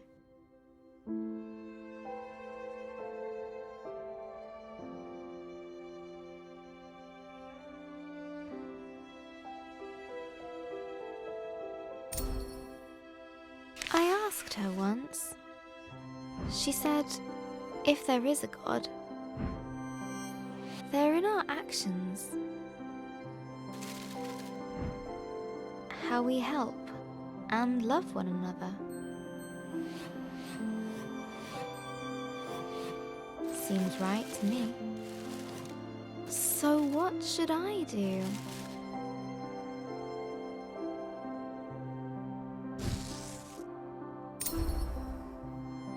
I'm going to bring in my story next time we go to the hospital.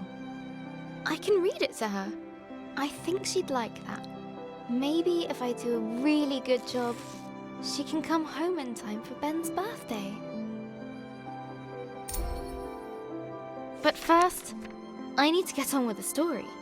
Having escaped the flaming caves, Lump and Grace ventured into a tenebrous forest. Writing Lump is going to be fun. But if she's not so angry anymore, she might need another character flaw. Maybe... uncontrollable cravings for...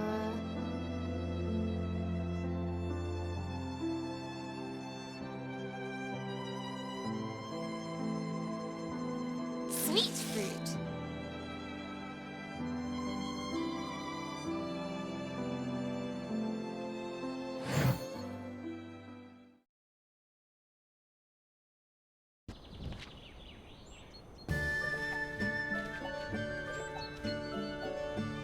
Gentle sunlight streamed across their faces. Sun! I missed you.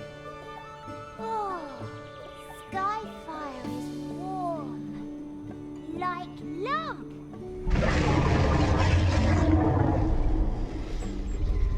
That's the dragon. We've got to follow it. Dragon?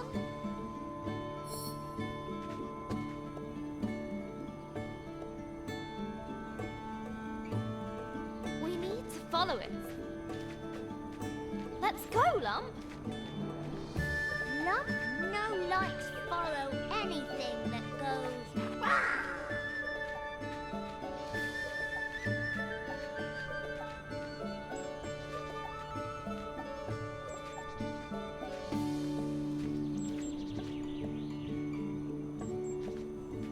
Are you coming? Claw things. They're spooky. They're just trees, Lump. Back home, we know has them.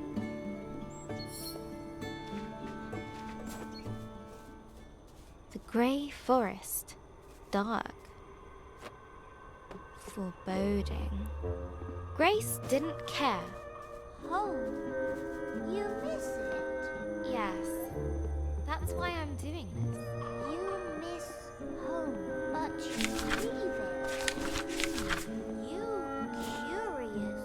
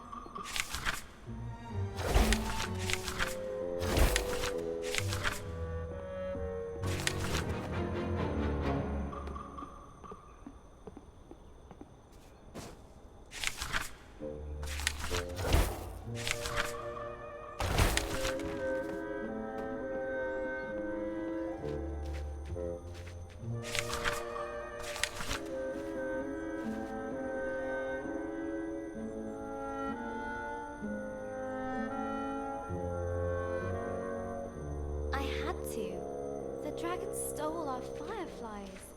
I promised I'd get them back.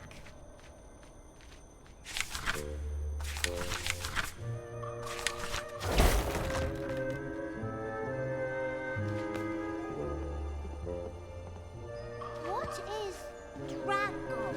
Like cave bear? The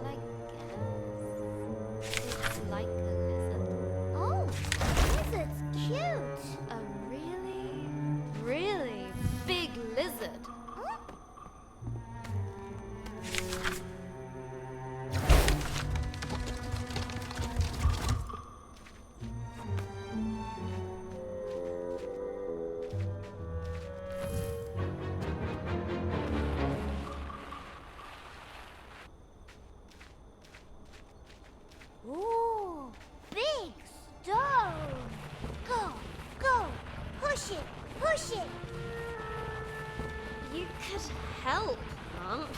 Lump small. Lump no use. You used to be a lot bigger. Lump was? Don't remember. I'm glad to have you here, Lump, even though you are small. Whee! Lump glad to be with human. You are the bestest human. Yes, yes!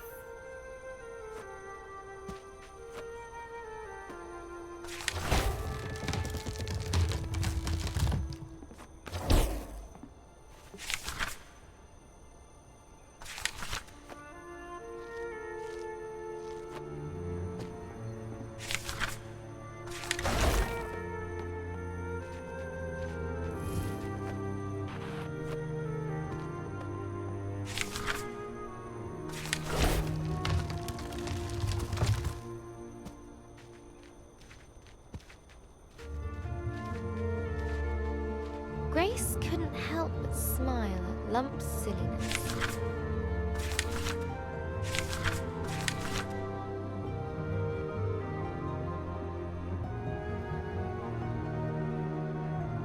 Her fiery friend was finding a place near and dear to her heart. Suddenly, a strange, sweet scent filled the air. Lump noses that smell. What is it, Lump? Looks like some kind of fruit. A fruit? Yum, yum. Lump love fruit. That's nice. Like honey from back home. Wait. I can't let myself be distracted. We need to go. Now! But the fruit. Okay.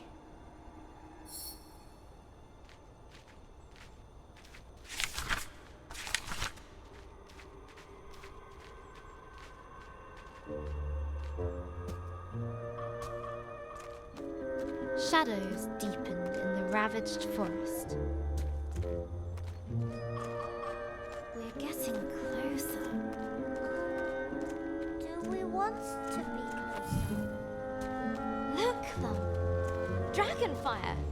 It's here. Yes, yes. Dragon here. It's okay. Lump's okay.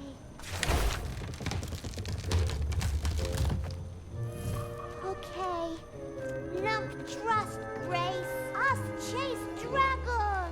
Whee! That's the spirit, Lump. We're near. I can feel it. Yes!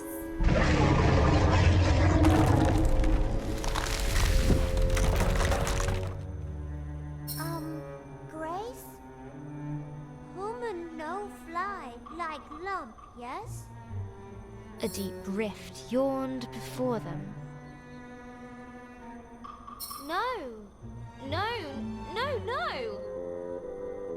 We're so close!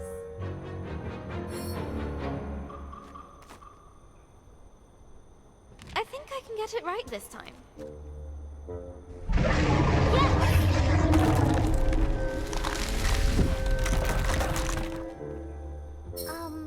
Grace?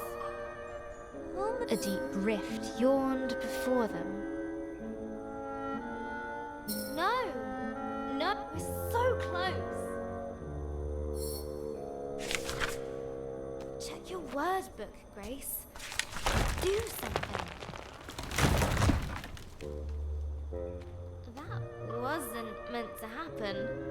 But the fruit had an irresistible draw on little Lump. No, Lump! Stay here! I need you! Lump's still here. Just busy. Grace felt her resolve melt. I need to find the dragon. I promised Eldoreva. Just what am I doing out here? All by myself? Silly human. Lump not left is in fruit. Thanks, Lump. Grace knew she wouldn't swap that little ball of fire for anything. Wow! You okay, Lump? Little dizzy, but good.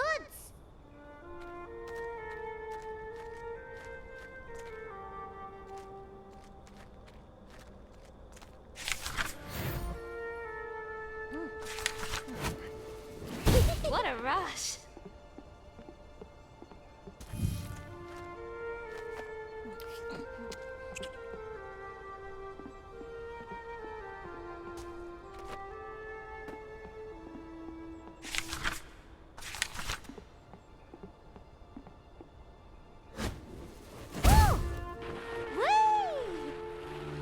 That was amazing!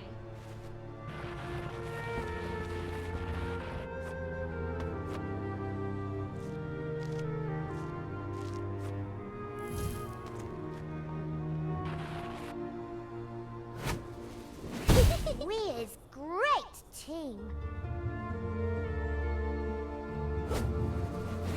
Starting to tickle.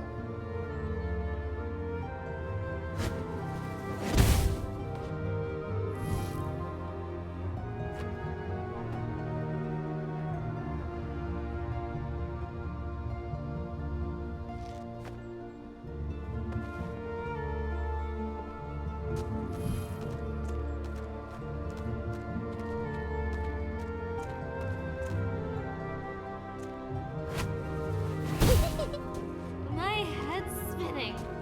This may be better than fruit. There was no doubt.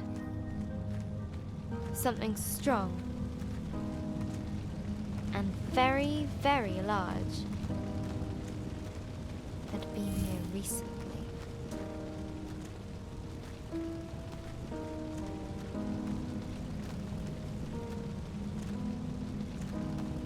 There it is! Dragonfly? Wow. Great! We've seen it! We go now? It goes! See? We go? Yes? Grace pursued the beast with little thought for her own safety.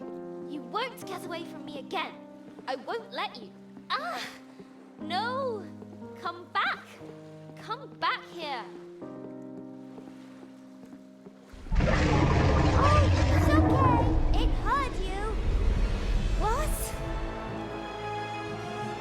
Far above, the dragon circled and dove, falling fast.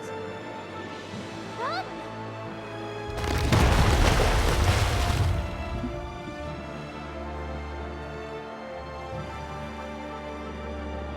As the waters calmed, Grace realized the dragon had gone far, far below. Oh!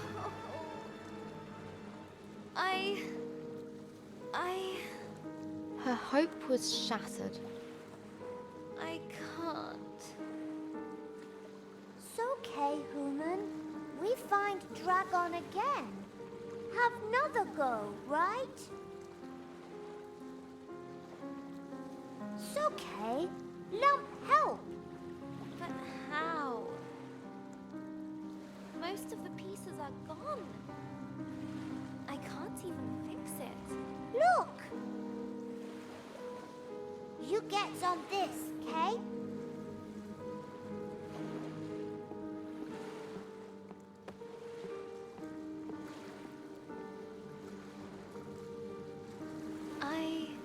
I don't even know where I'm going anymore. What am I doing? I'm such an idiot. What did I think I was going to do if I caught it? You tried though, human. That's important.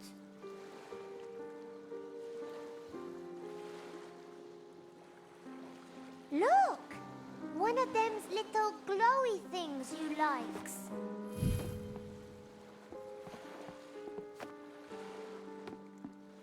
A thing!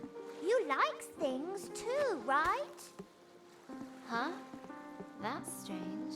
Maybe there are some people around here after all.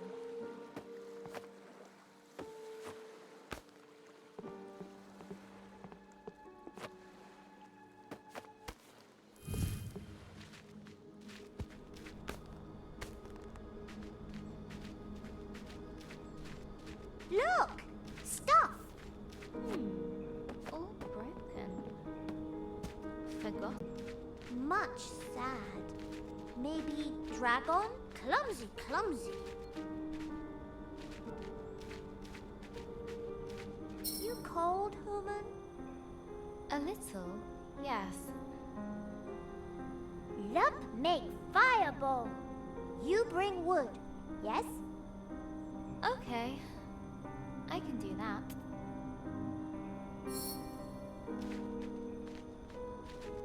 What's up, human? It's just...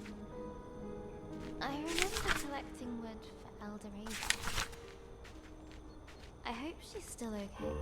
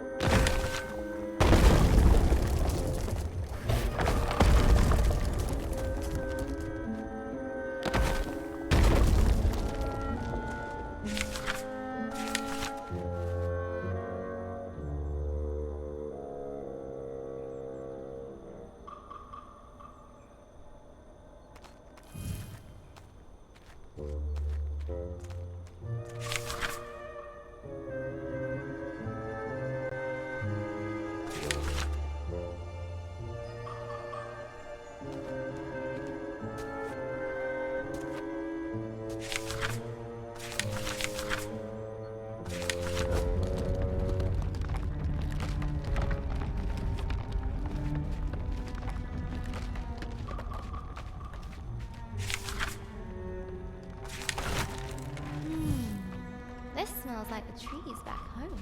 But is it as good as fruits? Is it? Human, is it? Don't remember. You don't remember anything? Nope, just remember anger. Then you, human.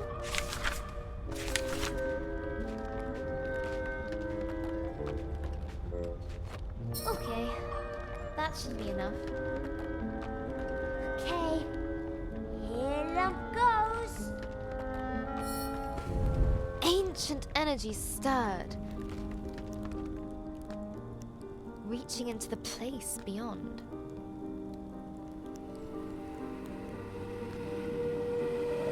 Ah, it feels good to be back. Already? It's only been a few millennia. Is it not wonderful to see light again? To feel sun? I was just getting comfortable in the howling void. Who are you two? Ooh, ancient ones. Thought you was a myth. Oh, no, no, my little friend. We are very real. No, we're not. You're imagining us. Go away now. Now we're here. What can we do to help you? Lump! They could help us get to the dragon.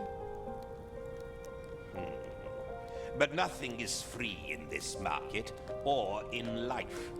You must provide 3 offerings to the flame. Should we... If help human, if it make human happy, lump say do it.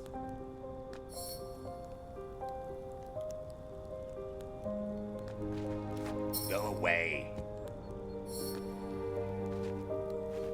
I said go away. I need help. And what do you expect me to do about it? Go away. Hello. So lovely to see you both. So, what is this place? Market of the Lost and the Forgotten. Things end up here that have been cast aside or are no longer useful. After a time, so were we. No one came here. No one sought us. I thought we would forget ourselves, but you brought us back. You said you could help. Yes. But to give, we must also receive. I don't have money. Then give a kindness.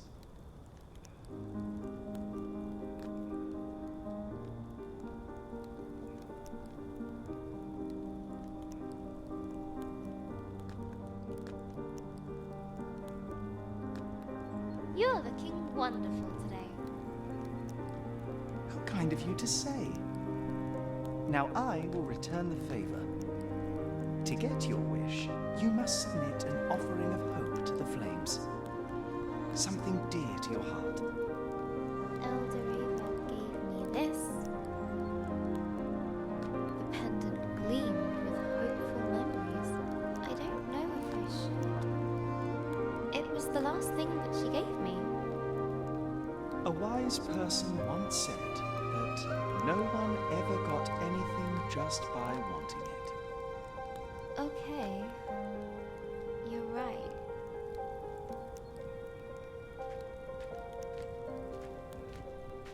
A crack and the pendant was gone in the flames.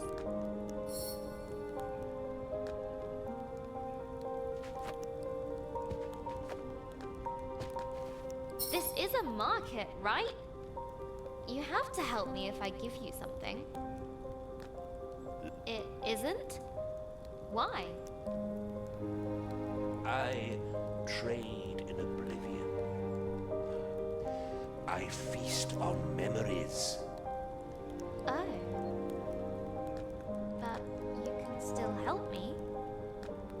I must find the sacred fireflies and bring them back to my village. Well, don't come complaining to me when there's a big dark hole in your head. What memory are you prepared to consign to the flames?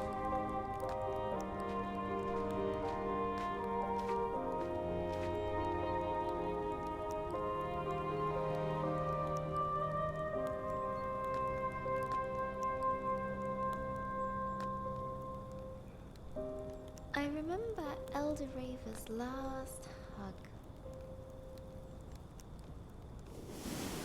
No, you don't. Don't what? Don't remember. Never mind, never mind. Look, this bit can go on forever. The offering has been made. Thank you, I guess? 2 offerings down. 1 to go, and they'll help me follow the dragon under the lake. Ooh. What next? I don't know. Do you think they'd take another memory? The last offering must keep our fire burning. A gesture of hope, of friendship. But it cannot be given by you.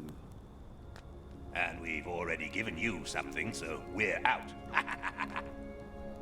What about Lump? You have something to give? Sure. I got Lump. You would give yourself to help your friend.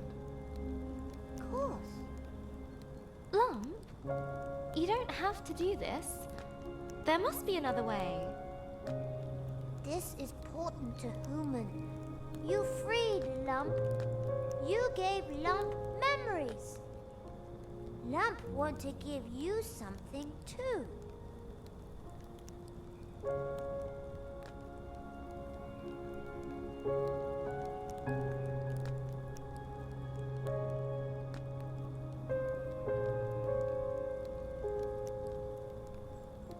I don't know what to say.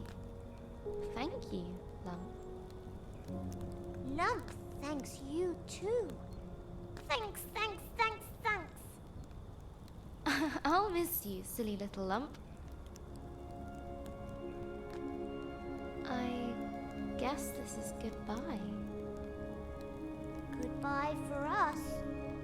Hello for you and Dragon. As little Lump jumped into the fire, the flames began to burn, larger and brighter.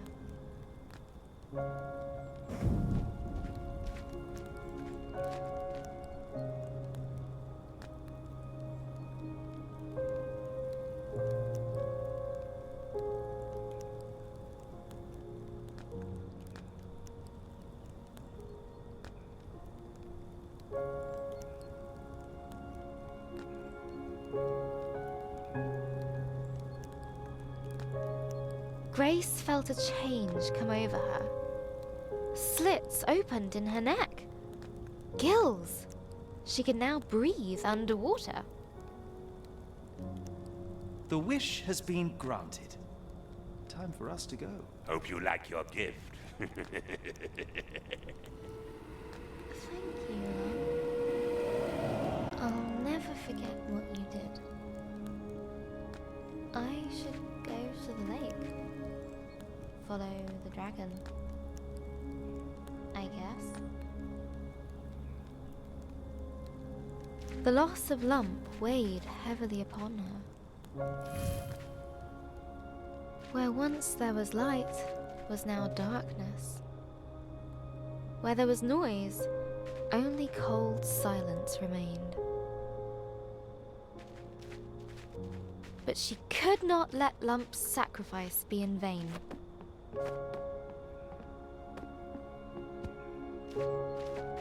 She needed to get to the lake and use her newfound powers to pursue the dragon.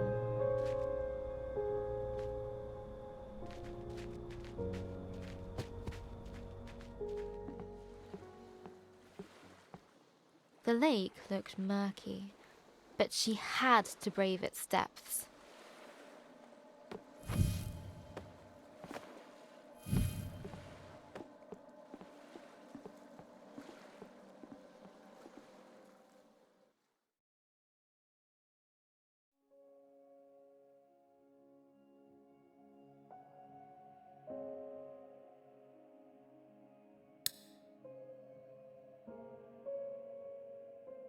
It's 5 a.m. Gran died in the night.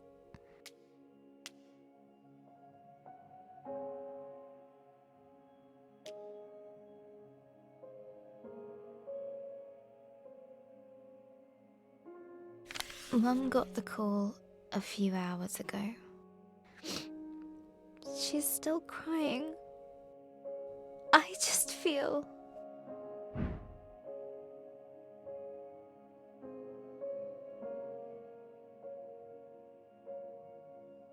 numb.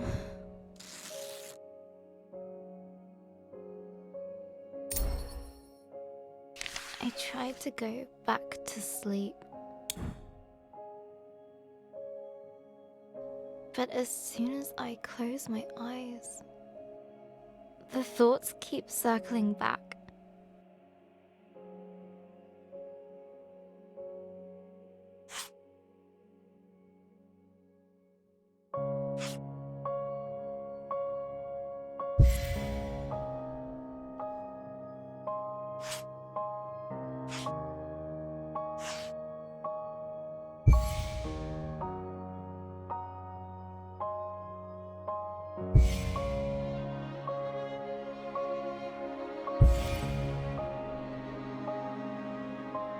We should have been there.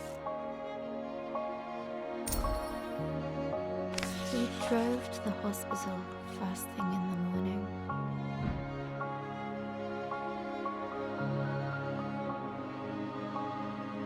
No one said much. It seemed to take forever.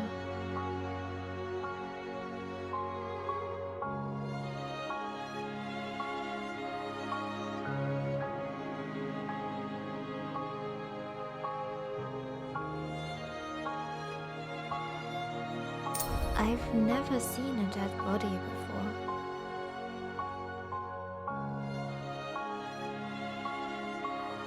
It might be scary.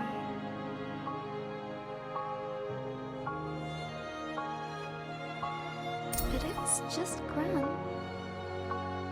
right?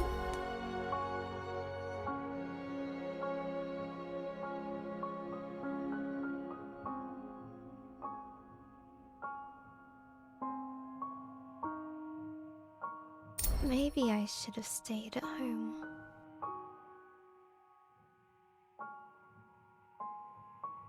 When we finally arrived, I wasn't so sure about being there at all. We went up the stairs to room 305.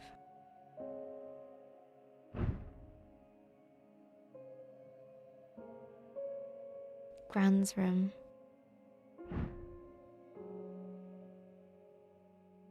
Mum gently put her hand on my back and asked me if I wanted to wait outside. I said,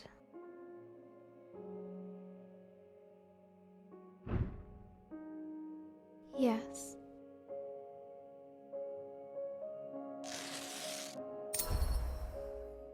Hello again, journal.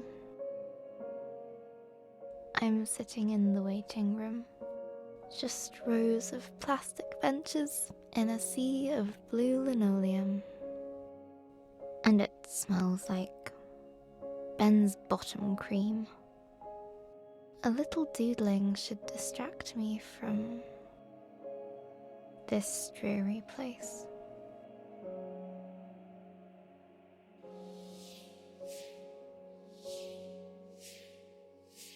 Dad's calling me.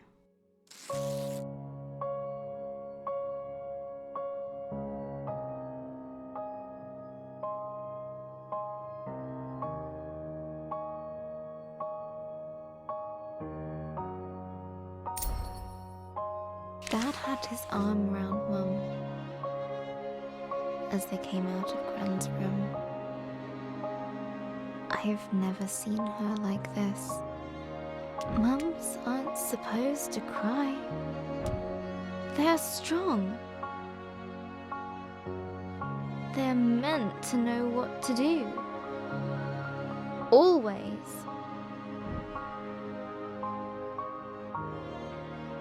I guess losing your own mum makes you feel like a kid again. The drive home was a quiet one again. It's silly, but I keep thinking back to Gran's favourite vase, the one Grandad gave her. I was running in the house, even though Gran had told me not to.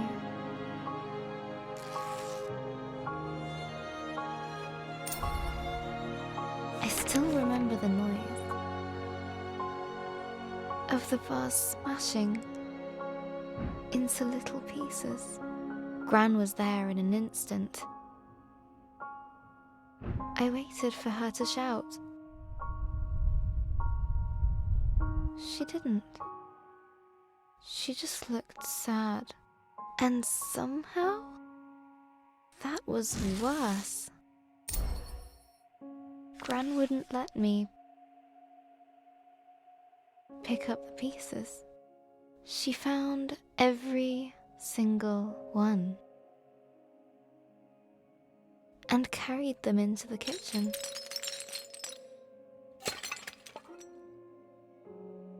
Later, I sneaked in with a tube of glue in hand.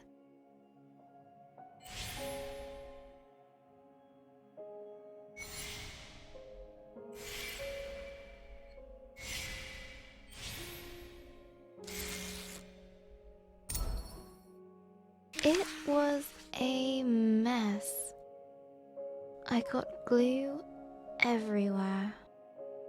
But Gran smiled when she saw the vase. She put it in the cupboard. Later I found it again.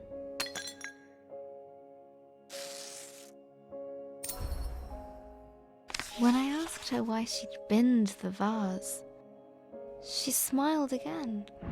Gran always says,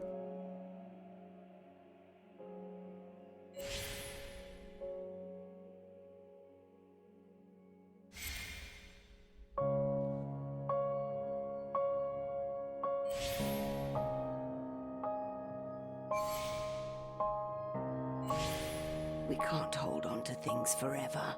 Let them live in your memories. she said she preferred to keep the vase like she remembered it.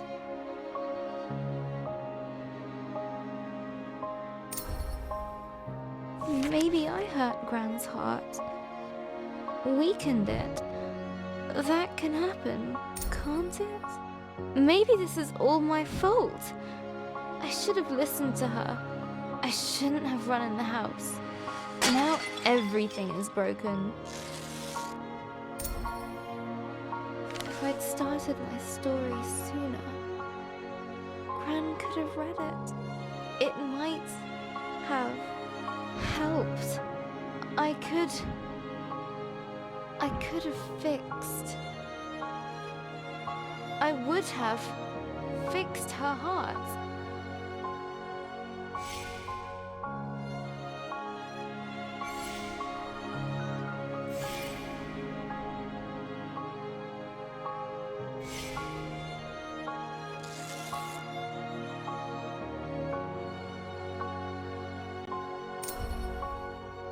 Really? I don't even know how to fix my story. It's a mess. I left Grace to sink into cold, dark waters. She's completely alone. She left behind Lump, her only friend.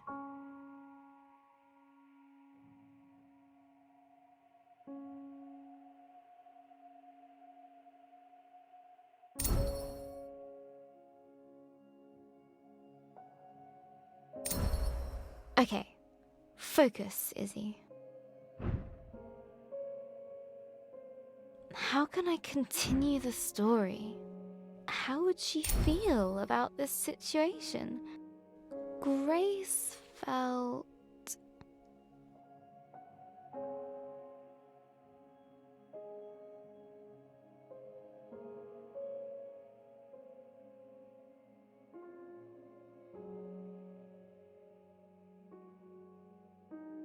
ambivalent.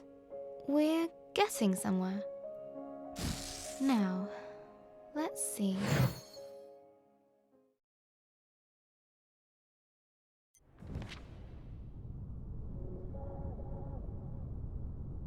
The merchants had been true to their offer. Still, the water closing over her felt like death. Cold and terrifying.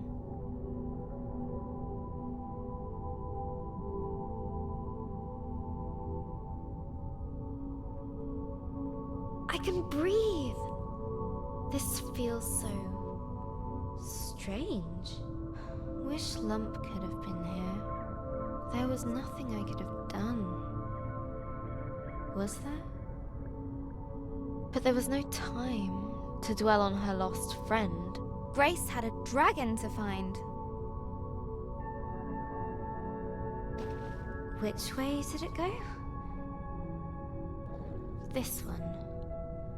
All right, another branching tunnel. The walls were closing in. Down here, I guess. Far too narrow for winged beasts. Did I guess wrong? A dead end. Oh, I knew it! Wrong tunnel. No. There must be a way. Think, Grace, think!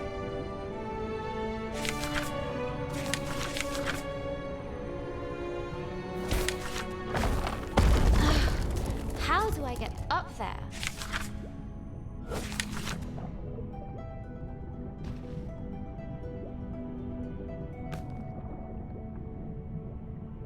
Ha!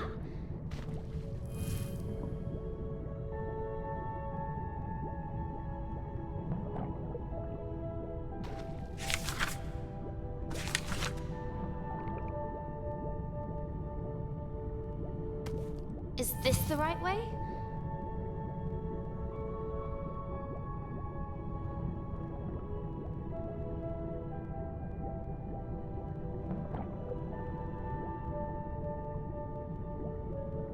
Or maybe here? I just don't know. I wish I could ask Lump. But there was no Lump there. No annoying little Lump to complain. No charming lump to ask for advice either. The submerged tunnels flared outwards, a tangled mess of caverns and hollows, twisting and turning, bending with almost malicious intent.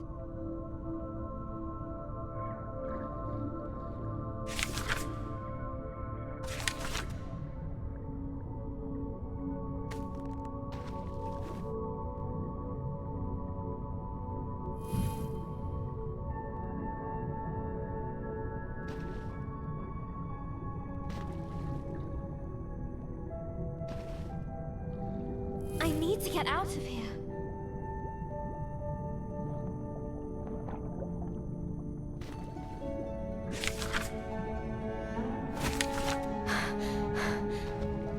Breathe, Grace, breathe. I've got to find the dragon. Get back the fireflies.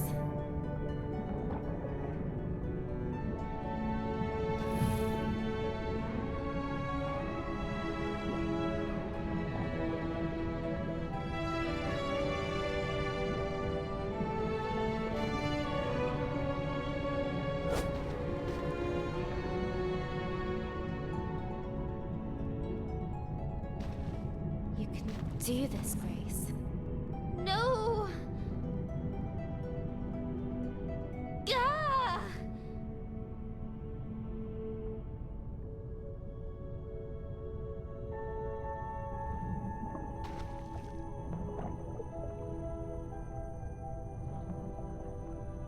She found herself amidst a great coral bed, shimmering with color and life. Wow, this is beautiful. No, focus. I have to find the dragon. No matter what. Beautiful, and now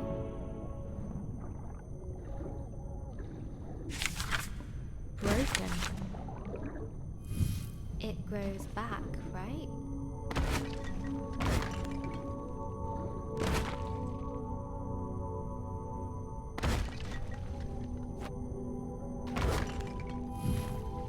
I have a dragon to find. I have to focus on that. No matter what. She spoke those words. But deep in her heart, a seed of chilling doubt took root. The color gave way to darkness, endless and all-consuming. It's cold here, robbed of sight. The pressure of the deep water on her chest. Her thoughts had only one way to go, inwards. What am I doing? I let Lump sacrifice herself for me. And for what? I don't even know where the dragon is, or where I am. I'm falling. I'm failing. Eldoreva. The village. Lump. All of them. Huh? What?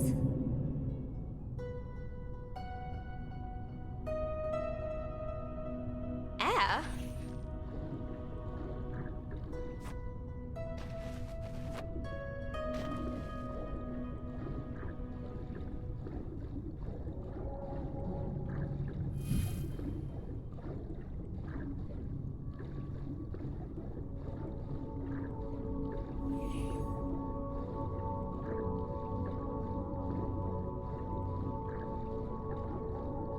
How? It doesn't matter. I need to find the dragon, no matter what.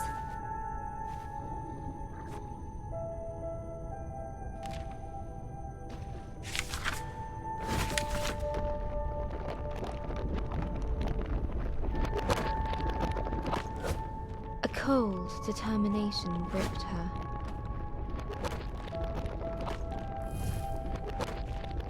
Numbing all other thought. Press forward.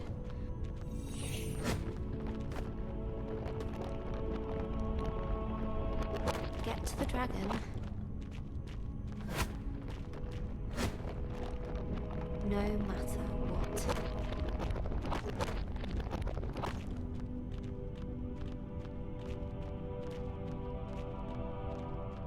There was just the way forward. Barred by an indestructible metal door. No! I need to find the dragon. Grace could no longer ignore the seed of doubt.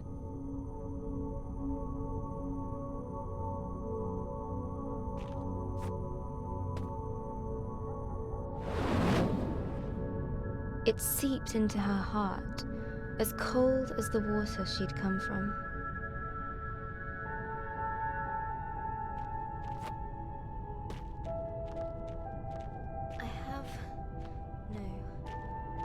I need to find it. The dragon. No matter what. No matter what. The Seekin seemed friendly. Hey, have you seen the dragon? Wait.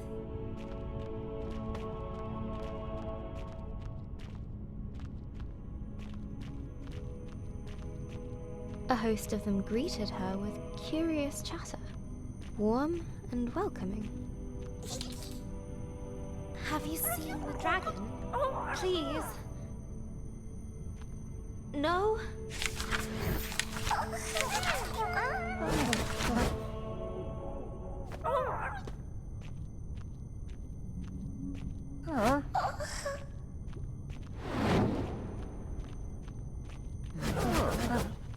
But Grace had no time for this.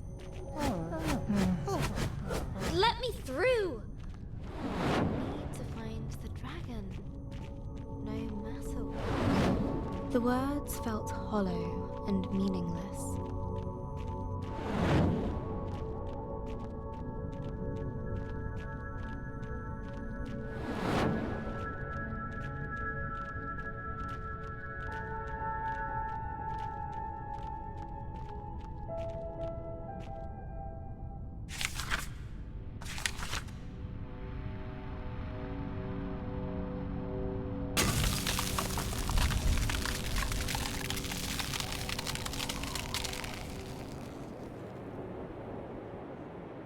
Freezing cold blanketed Grace.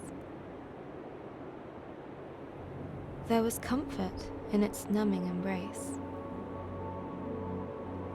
She wished she could stay.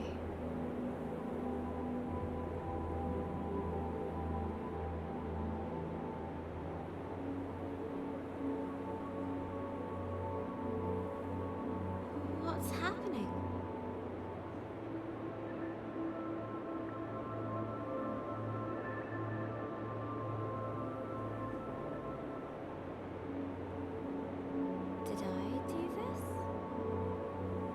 She did this. Is this my fault? It was her fault. They're home.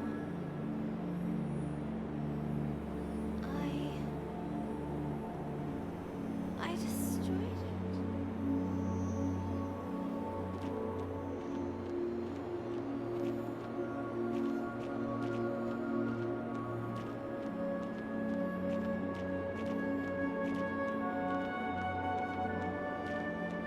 A Seekin, encased in ice.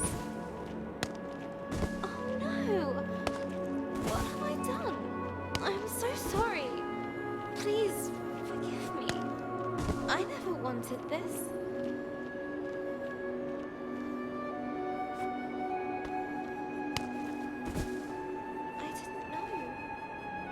I should never have come.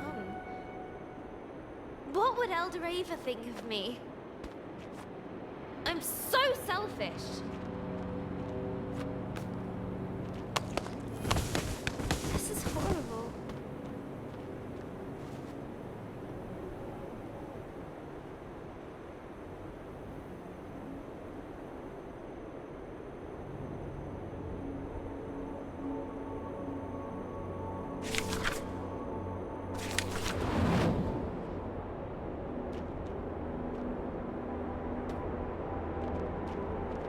Guilt dogged her every step. Did you make me do this?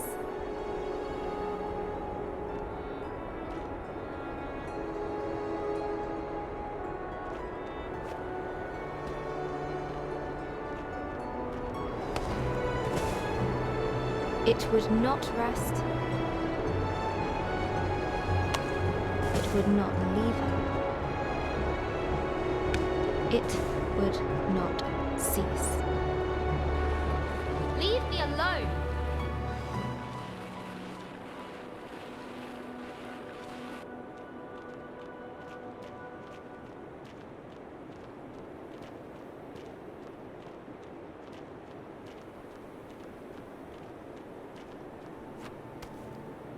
Must get away. Have to move.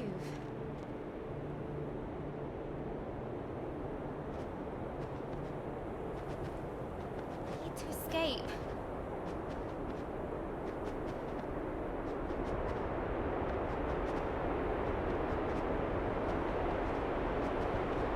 Please. I didn't know. I didn't know.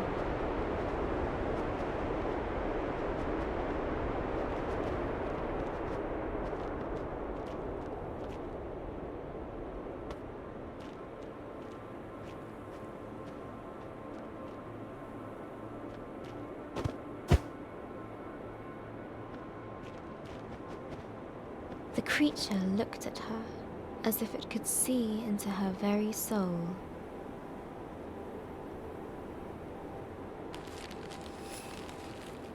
Under its stare, her fears crystallized like ice. She knew that she would be crushed.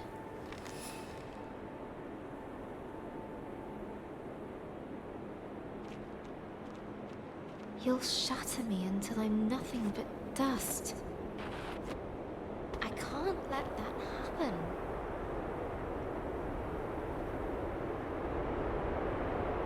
Would Grace embrace her guilt or run from it?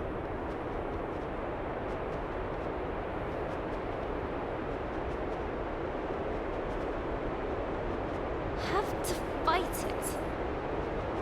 Can't let it get me. Must keep moving.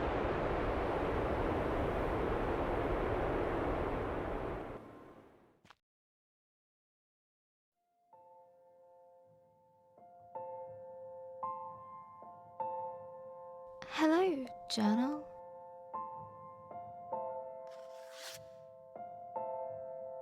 Dear journal. Hi, journal.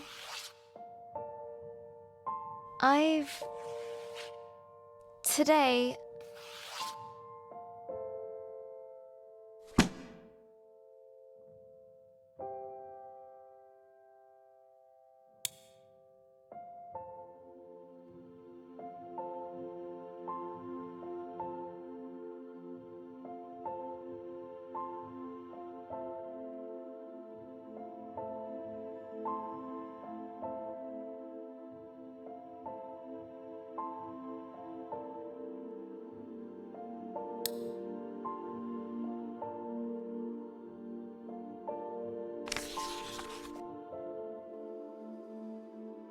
Hello, stranger.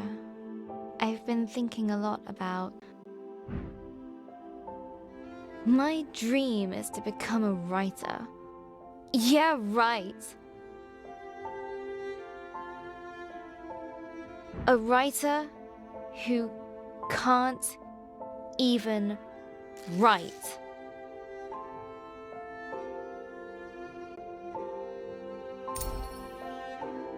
Okay. Find something simple to start with. What did I do today? Today I got up. I had breakfast.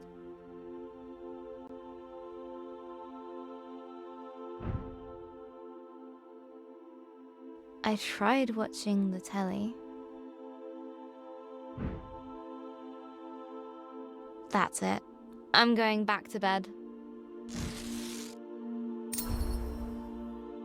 Hi, journal. Another day. Each time I wake up, for the tiniest of moments,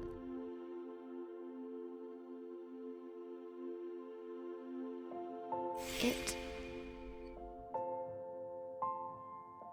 isn't true.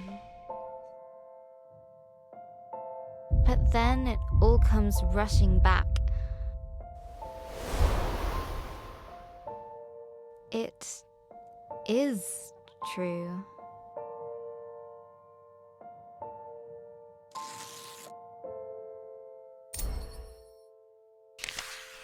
Looking around my room, everything reminds me of Gran. Her puzzle box gift from last year, the magic tank we made during the holiday, our yogurt pot robot, these paints Gran gave me, this pen, even you, journal.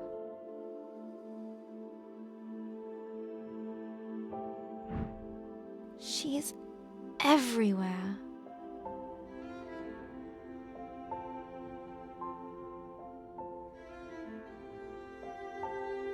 And all of it feels broken.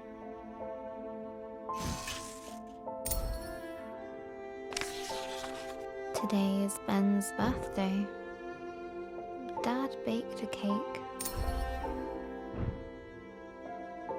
Mum insisted that I come down and have some.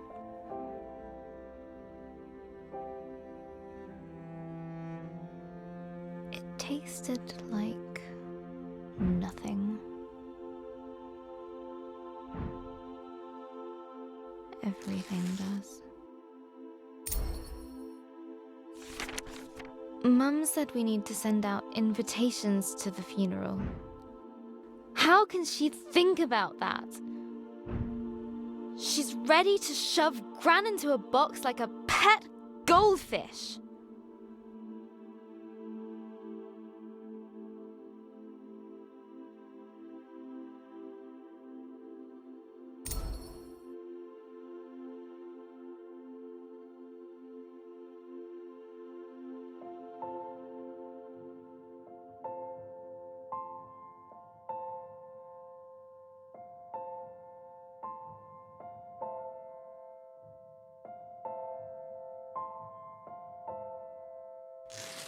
Then I stormed off into my room.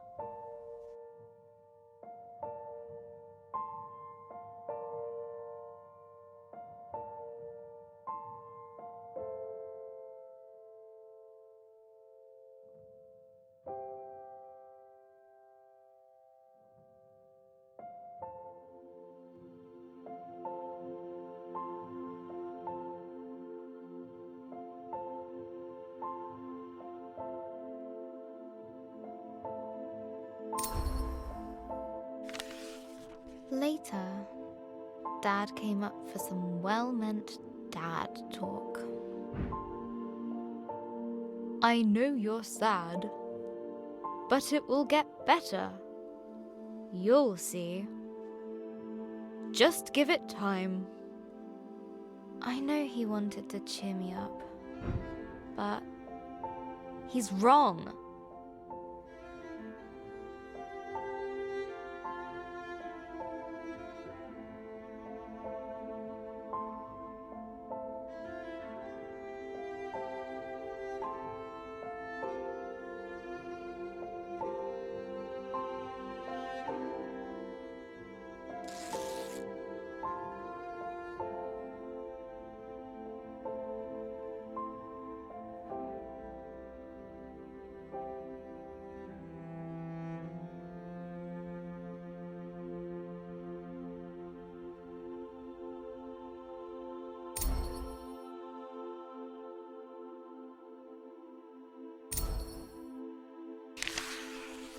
The world feels very dark now. Gran has a proverb for times like these. Gran always says, It's always darkest before the dawn. no, that's not right. That's what she would have said.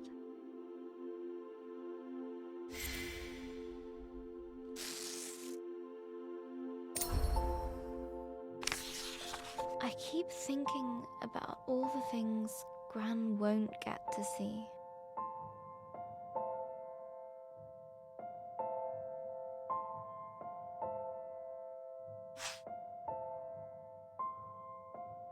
When I go to university, she won't be there.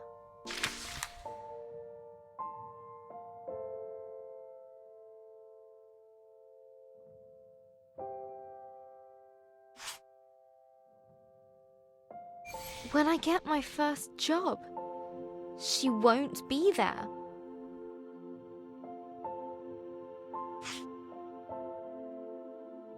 If I get married, she won't be there. Even if that's unlikely because...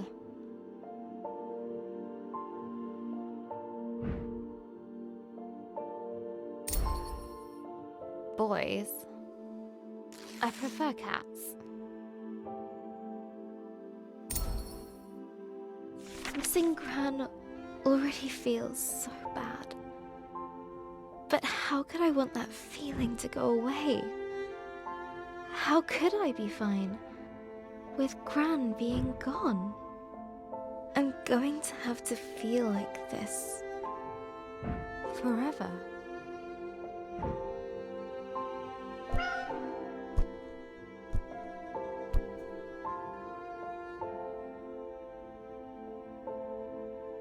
Thanks, Pinky. I can't stop crying. Pinky is probably getting fed up with being used as a tissue. But she never leaves my side. I think that means get back to writing your story.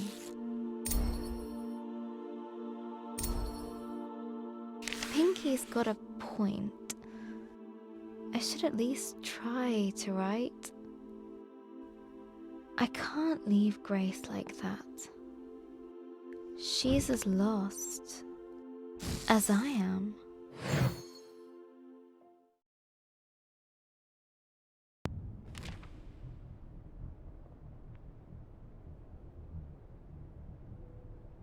My head. Where am I?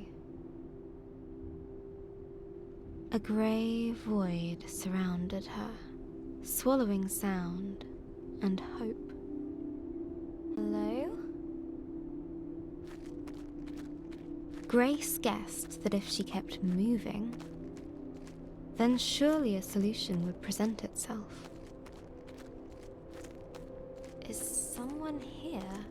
Anyone? In the emptiness around her, she found a hut, a palace, hope.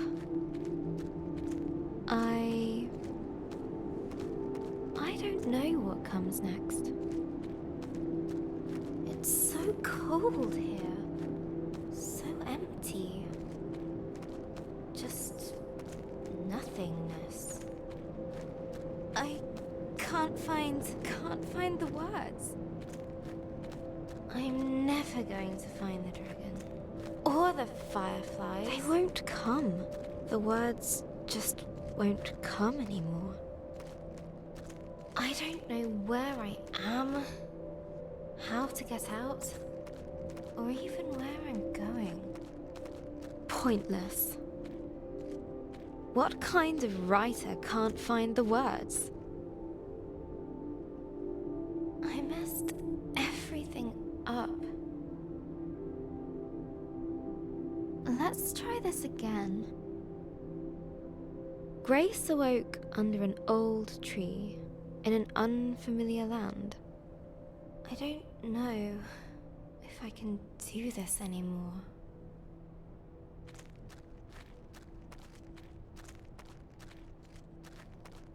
She walked boldly ahead, a spring in her step. I'm so tired. Grace knew she just had to keep going. What's the point? Put one foot in front of the other. I've failed. It's over. Whilst she still had breath left in her body, there was still hope. This is all my fault. I should just stop.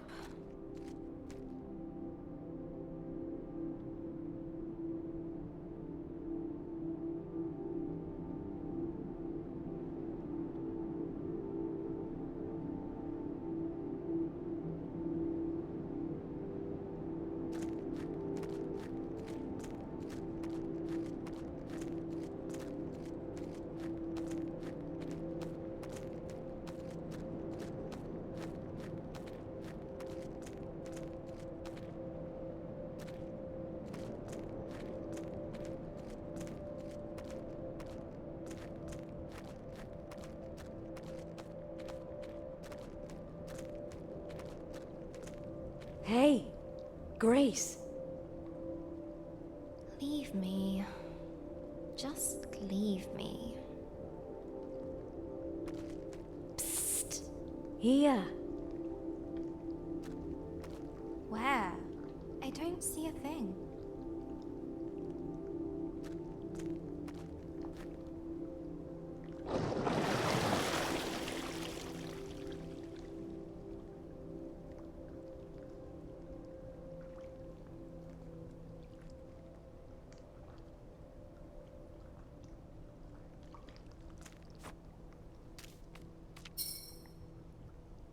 I'm right here. Always was, always will be. I don't understand. And I don't care. You don't? No. Just leave. I'm meant to be alone. Forever alone and useless. You know I'm right below you. I'm not good company right now. You don't need to be. Why don't you tell me how you came to be here?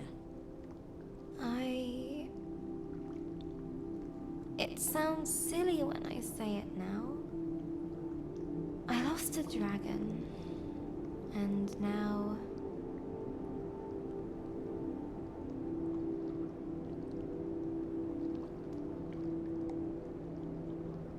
I am completely lost as well. Yes, you do look a little lost. That's not entirely helpful. You seem to think that it's wrong to be lost. Well, isn't it? Everyone feels a little lost sometimes. Even me. That sounds wrong. Just... I don't mind it, actually. Do you? Well... yes. I usually know what to do. And where to go. So, if someone else were lost, what would you tell them to do? I'd tell them not to give up and find help. How about taking your own advice? I guess it's easier to give advice than take it. Could you get me someplace else? Let me see if I can help you out there. Patience.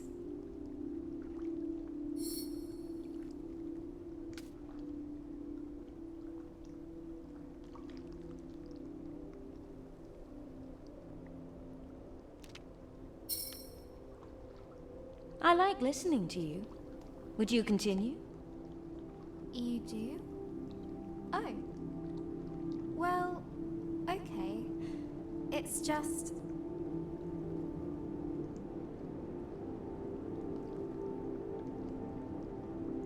I'm just so confused right now. What were you trying to do before you got here? I was trying to find a dragon. It destroyed everything I loved. I need to get the fireflies back. They'll restore my village. But I just don't know what I'm doing anymore. What did you do last time? Last time I what? Found a dragon. What? I've never found one before. Then how can you expect to know exactly what to do? I guess I can't. But I want to. No one ever got anything just by wanting it. You've got to try. You've got to fail sometimes. I wish I had your confidence.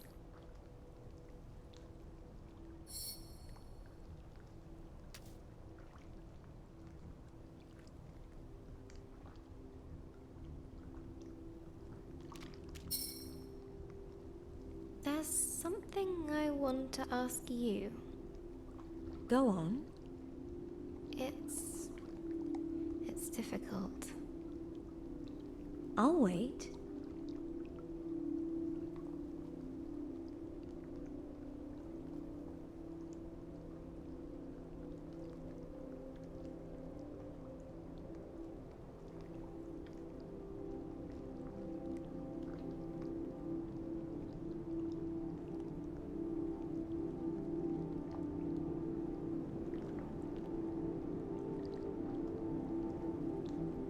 I'm not sure I even see the point in continuing anymore. Could you help me find my purpose again? I just don't know what to do next. But at some point you knew, right? You had purpose, hope. Yes!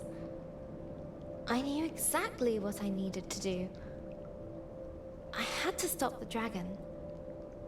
Return the fireflies. Save the village.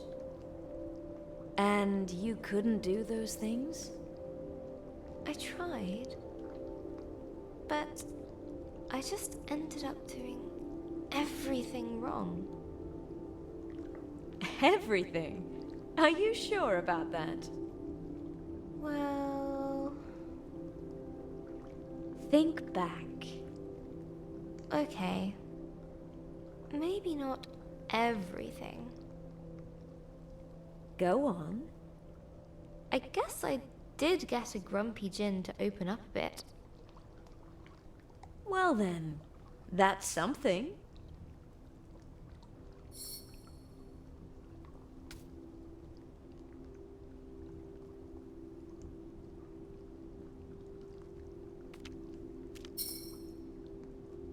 I want to know one more thing. You sound a lot better. I do? I guess I feel better. Well then, time to set course. It's nice of you to listen to me. Anytime. So, anything else?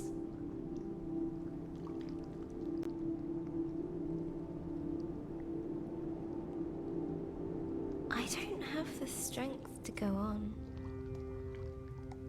That's okay. It's not. People are relying on me. But you're still human. You still tire. We all do.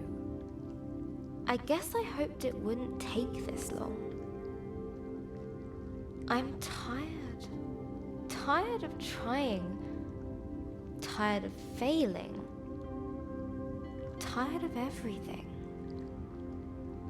You need a rest. But I can't! I don't have time! Why? My village is depending on me to get the fireflies back. That sounds like quite a tiring thing to do. Well, yes. Want to take a rest together? That sounds nice.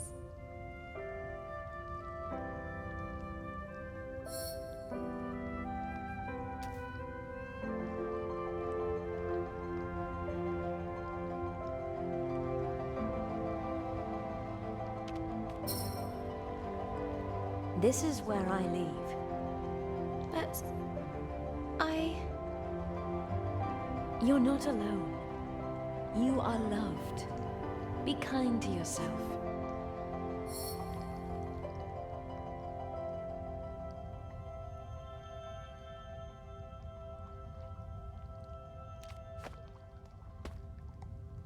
Can I do this? Yes. Be your own light in the darkness.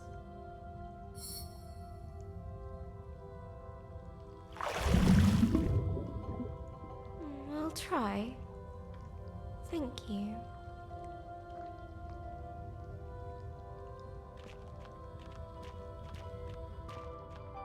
Here we go. Again.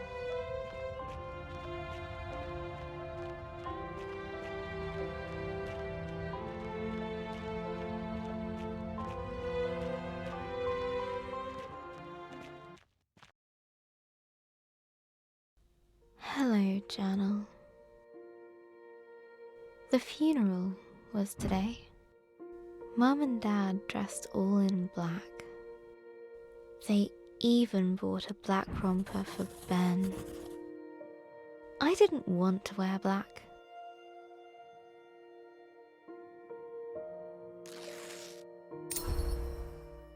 Gran thought black was depressing. That life was dark enough already.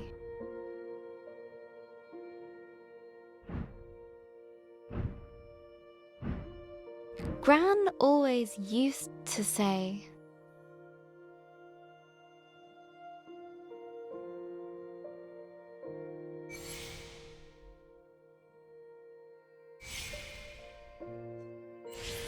Colors are the music of nature. I'm starting to see what she meant.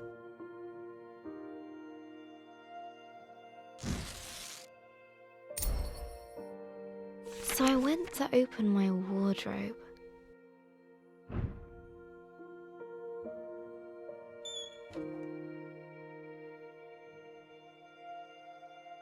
There it was. I hadn't worn it for years. I remember Gran saying it was cheery.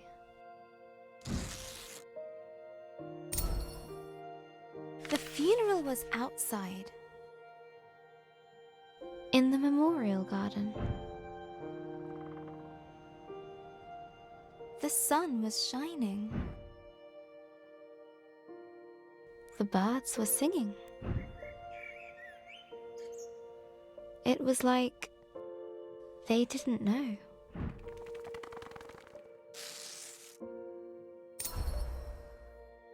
The vicar had just started talking when Uncle Alan stepped into the fish pond.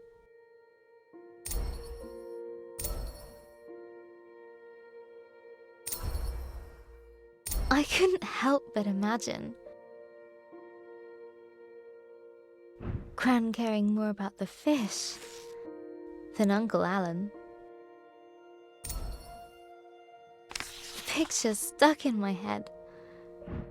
Gran running to the drenched Uncle Alan, grumbling at him for frightening the fish. It was too much. The laughter bubbled up inside me. Dad tried to look annoyed.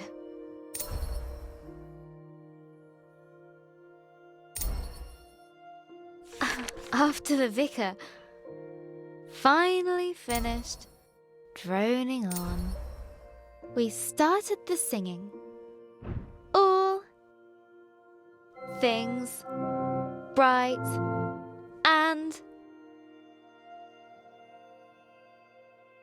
beautiful.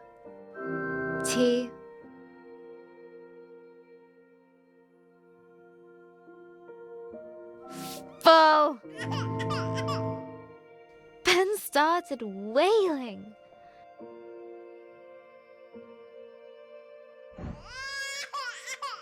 No, howling. Dad took him out. Well played, Ben. Laughing felt much better than crying. The wake was at our place. There were so many people. I didn't know most of them. Everyone said how sorry they were. How Gran was. Such a wonderful lady. I wish she could have heard them.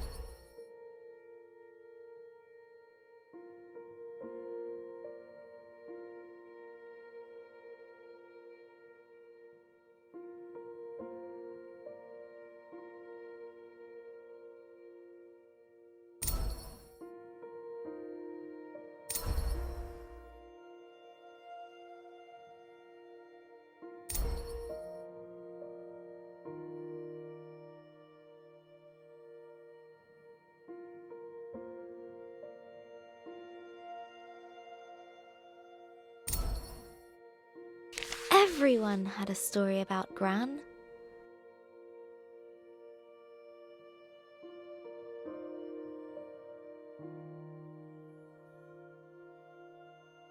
Like the time she hit a bully with her pencil box.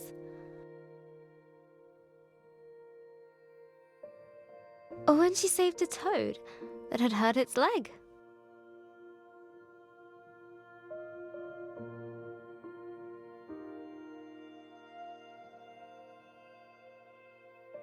Or how she decorated Mum's room like an underwater kingdom, so she could feel like a mermaid. That's so like her. One old lady told me how they used to bunk off work and go to the Glastonbury Music Festival. Another of her friends said Gran once got arrested.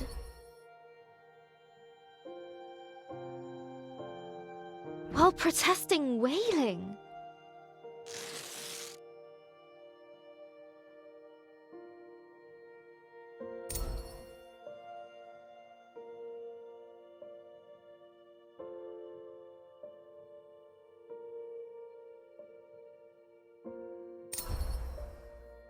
I expected this day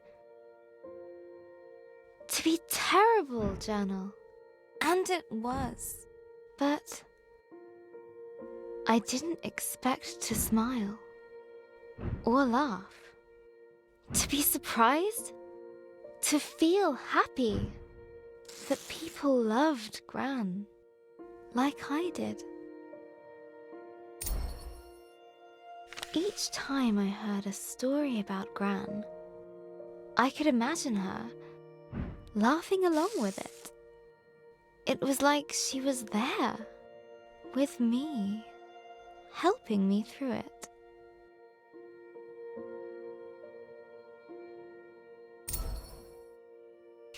I still feel in pieces, Journal.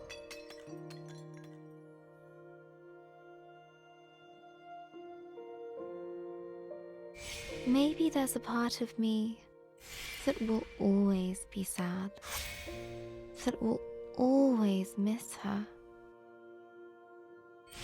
But maybe that's okay. And that's the way it should be.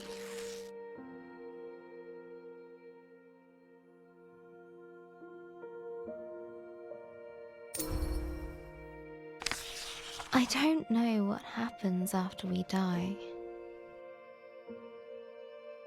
But I think I know where we go. into all the people who have ever cared about us. We make a sort of place for them in our hearts.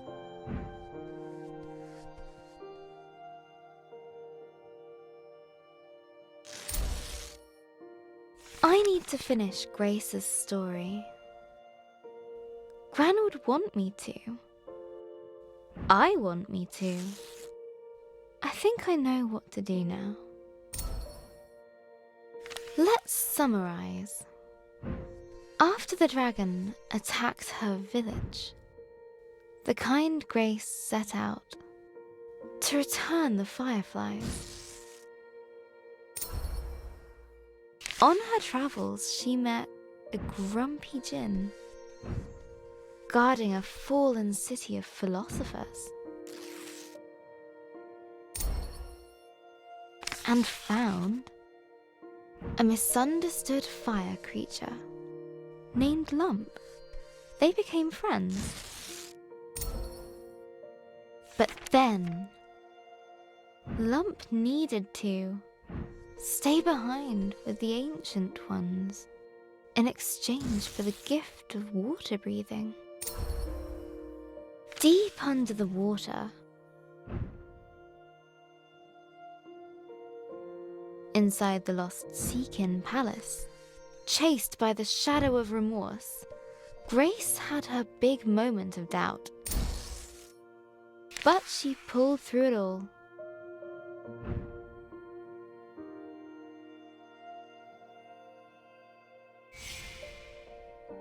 And now she is ready to face the dragon.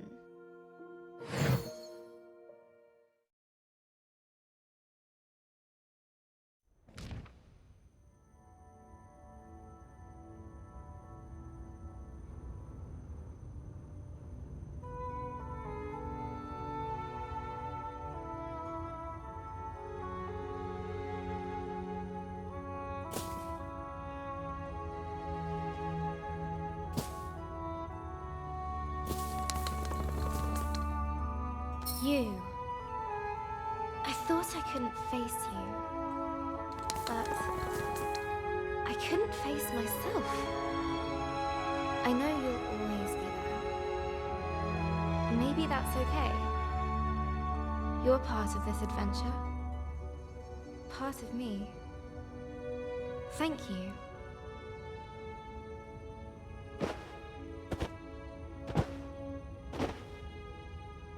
Now,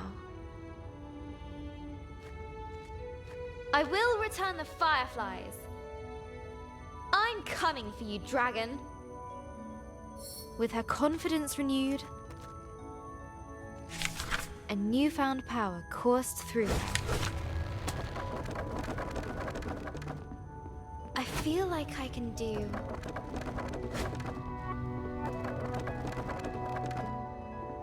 anything.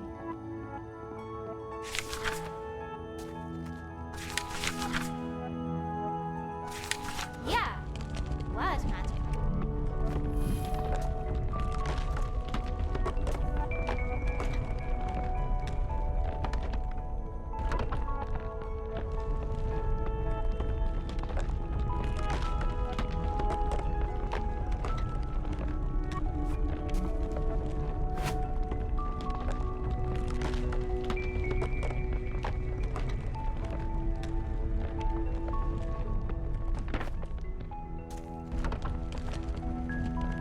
Light as a feather.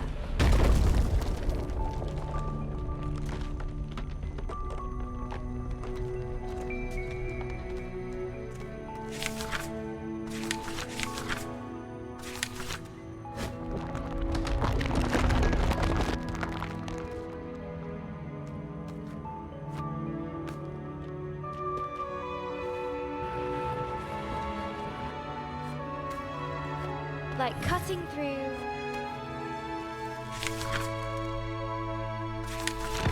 Eldorado's crabapple pie.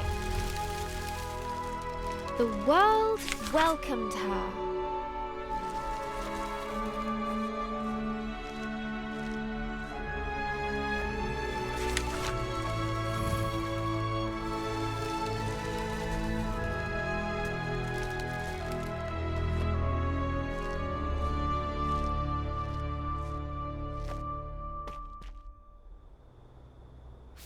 forward.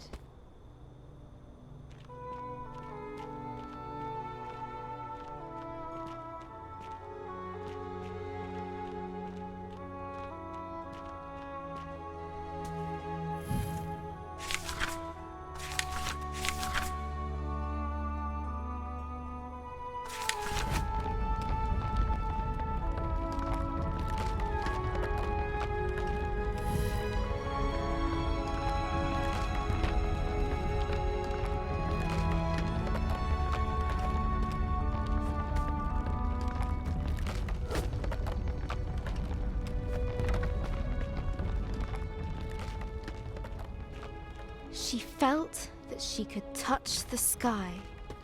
She felt that she could touch the sky.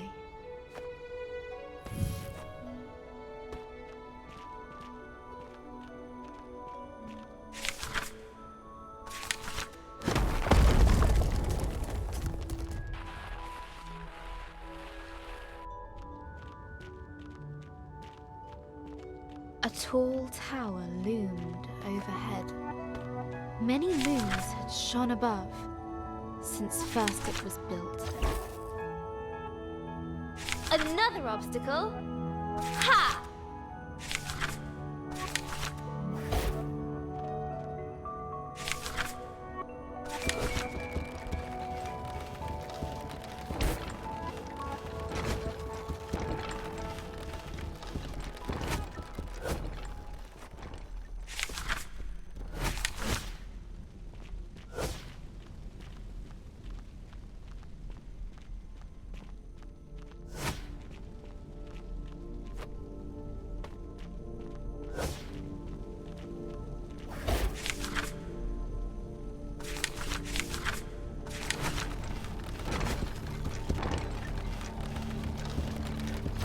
After what I've been through, you really think that will stop me?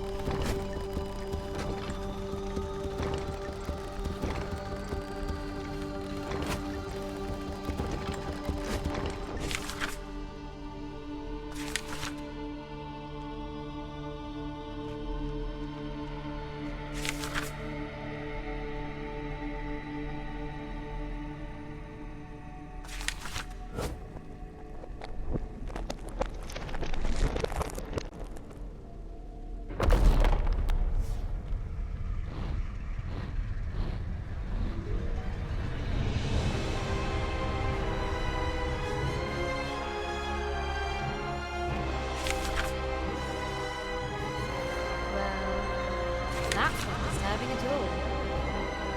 Grace's voice echoed over the age-old crumbling stones. A lone figure stood, unbowed, defiant. It drew her to it. Her foe rose before her. No breath in its body, but no less terrifying.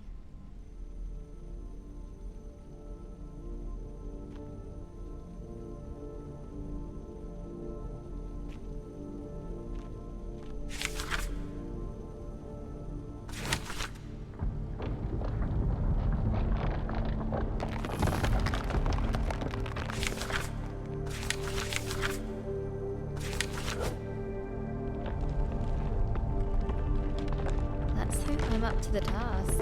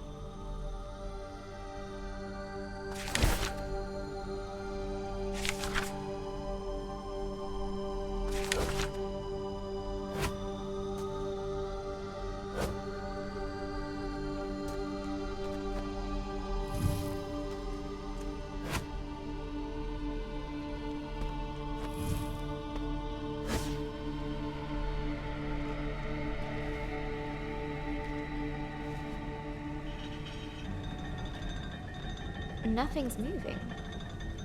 Must be more to do.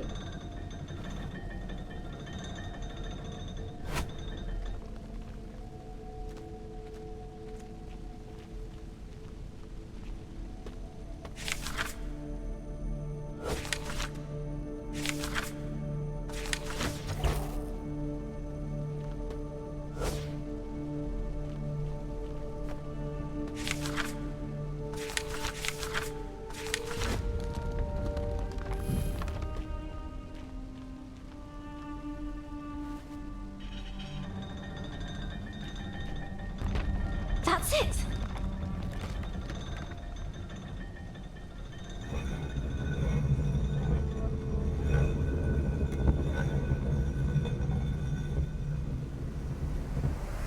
A gust of fresh air rewarded Grace's efforts.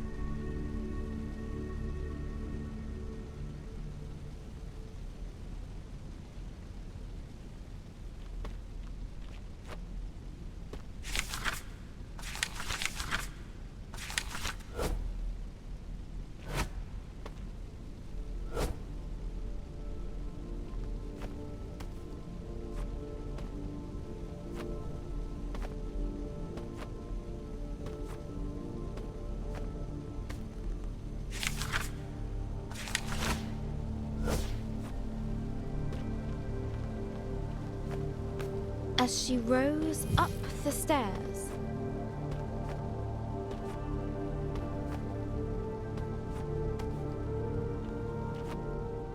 Grace knew the tower's purpose: to watch over a long forgotten land should ancient evil stir. No statue this time, but bone and scale and claw. In its fire-wreathed home, waiting. There you are! And here I come! Maybe this wasn't such a good idea. It was a great idea! Woo! Ha-ha!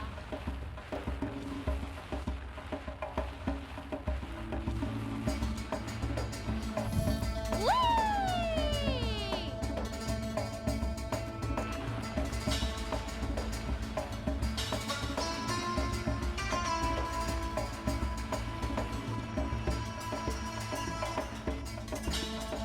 Round 2. Yeah! The world darkened around Grace. She had reached the Dragon's Mountain.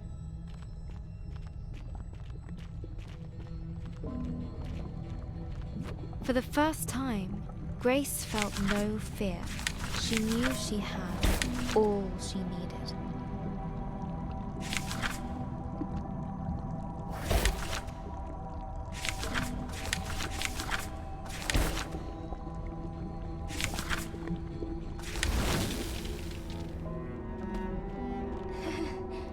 Feels warm on my soles. Before her, a molten sea stretched into the distance. It did not slow her down. I laugh in the face of lava.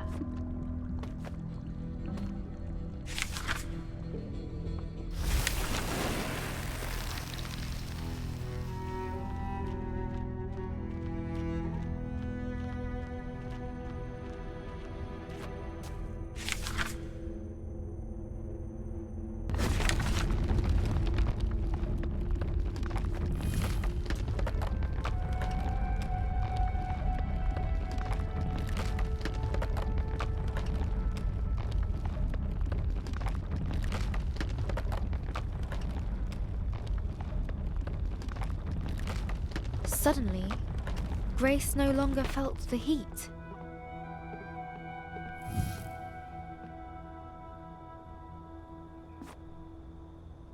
In its stead, a cold dread crept up her spine.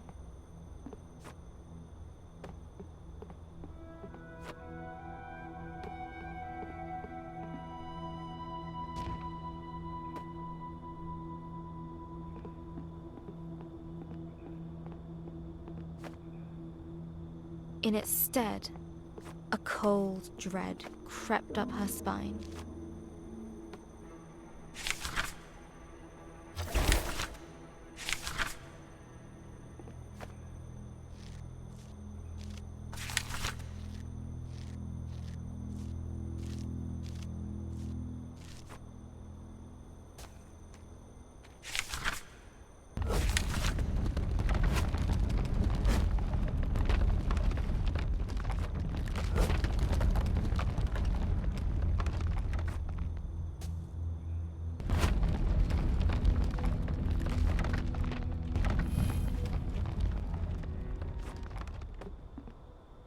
This looks like my village.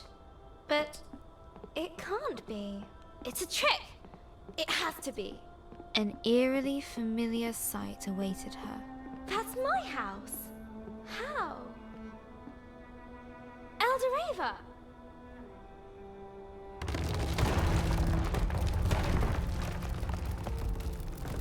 No! Wait! Come back! Oh, no! No, no! Only emptiness remained. No one will want to read that Only ending. emptiness remained.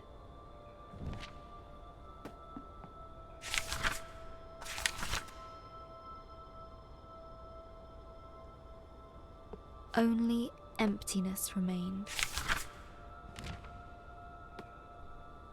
Only emptiness remained.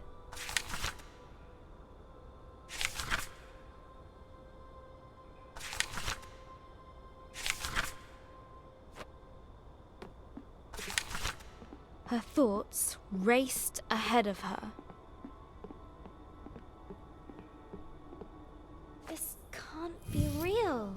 A trick. I can't let it be real.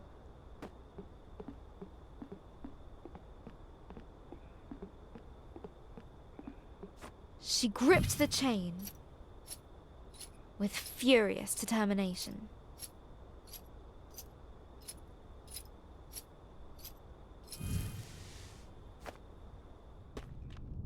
I know you're there.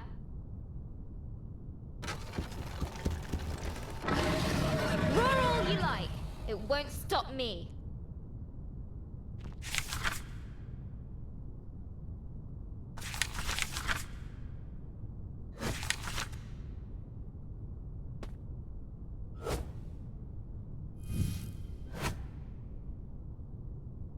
Oh.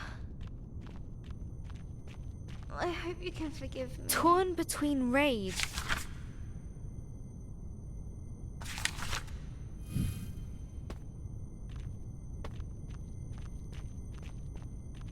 and regret,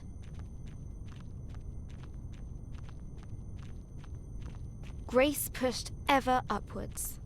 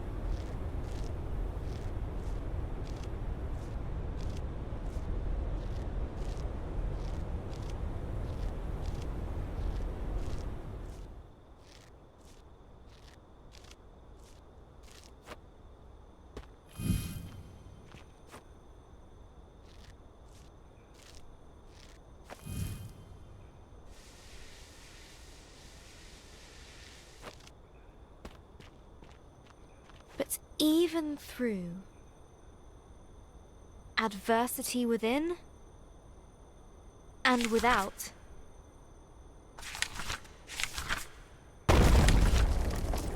Her determination shone bright. She had grown.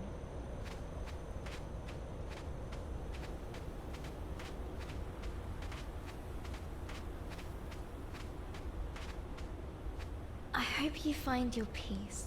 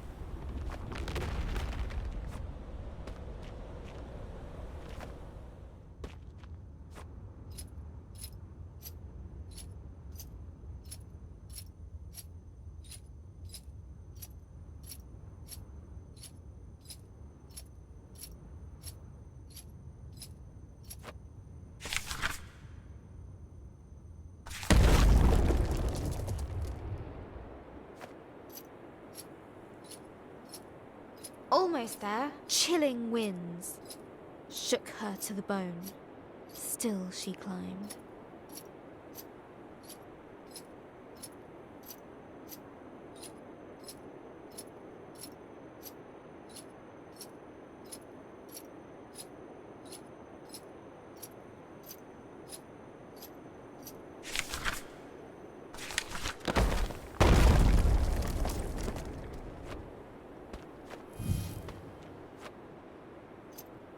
Almost there!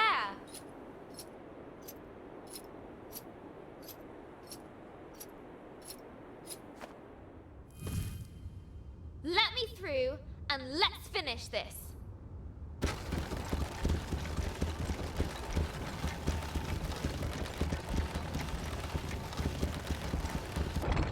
Glad we're on the same page. Every stride pushing against.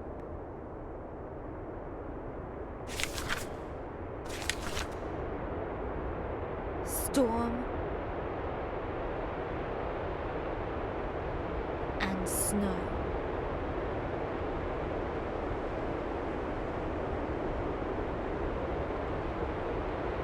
Defiant. Unwavering.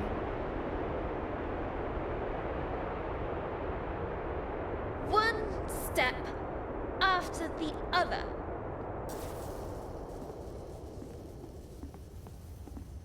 That's Bo. That's where I last saw... Lump! Human! How are you here? Not sure. I'm so glad to see you. After I left you, I felt so confused. I didn't know if I'd done the right thing. Lump, see how far you come. You grown big. Lump did right thing. Don't go! Have to, Grace.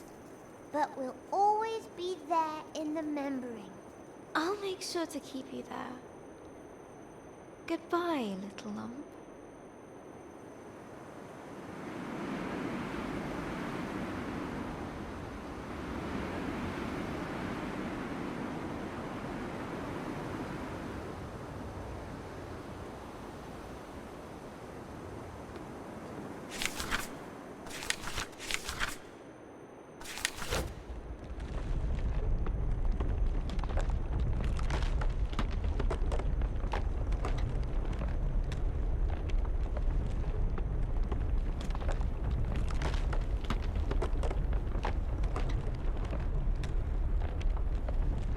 Hello, dragon.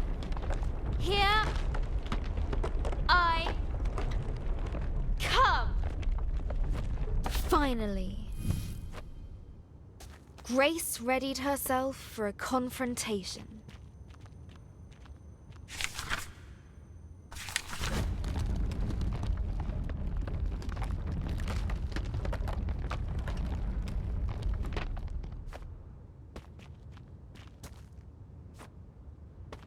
Right. This is it. Hello? Bit of an anticlimax. When she first set out, Grace wanted to return the sacred fireflies to their rightful home. But now she realized that, regardless of how her adventure ended, the journey had forever changed her.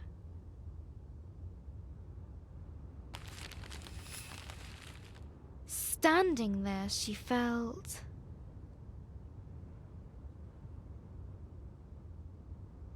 reflective. Every choice, every hardship, and every challenge had been leading to this. No moment was wasted. It was a life lived, and it was hers. Come forth, dragon. Every twist and turn of my journey has led me to you.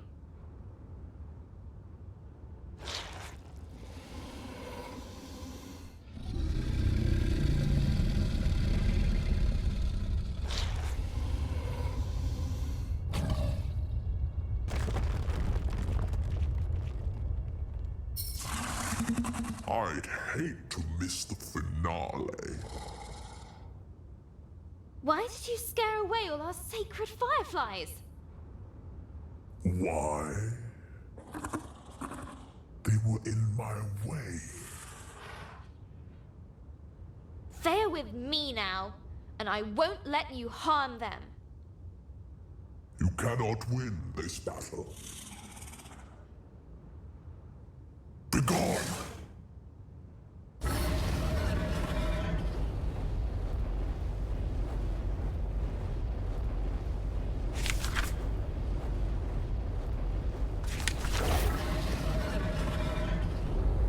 You can't just make me disappear.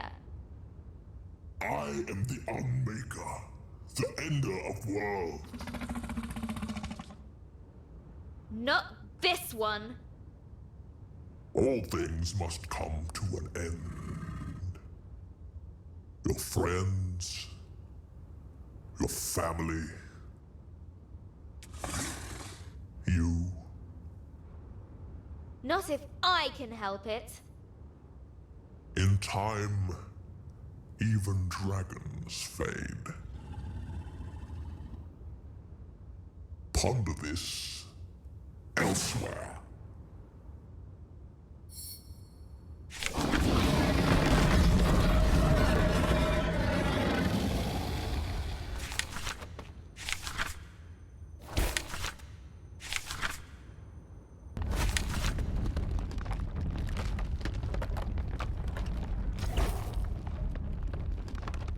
One person can make a difference. I know that now. You have been reading the wrong stories, little one. Sometimes things just end.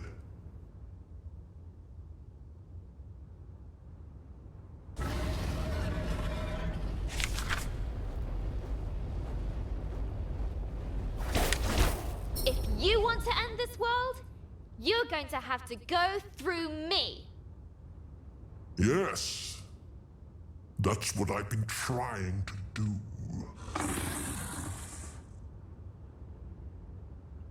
You've never met resistance before, have you? You can't hurt me, and I can't hurt you. And what is your solution, little one? I'm not sure.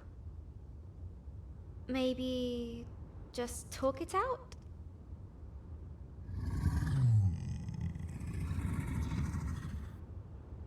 Very well. You may ask me one question. Make this one count, Grace.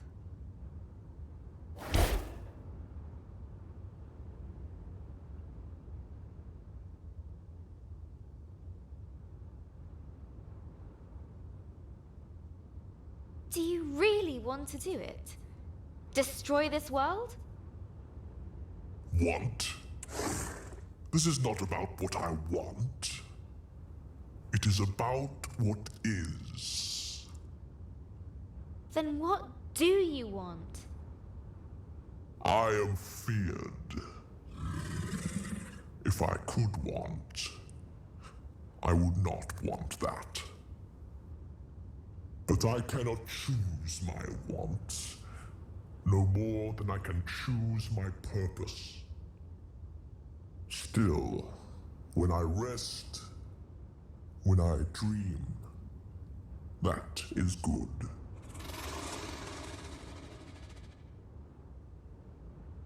I understand feeling tired.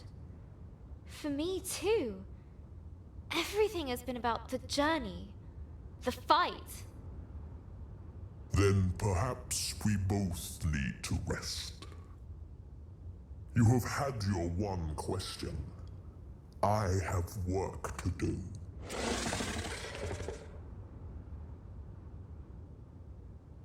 Please!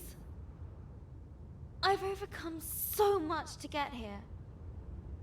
I've had to face what I am and what I'm not. It was a struggle. And I think it always will be. I envy your fight. It can be yours too.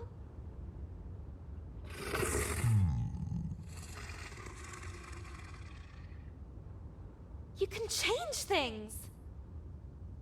No!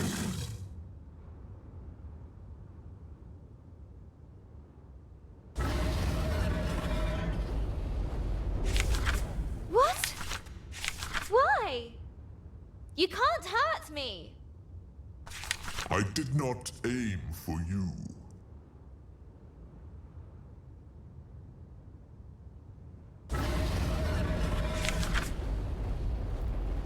So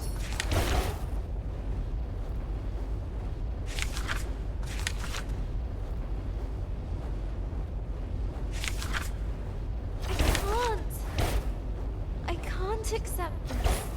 you can.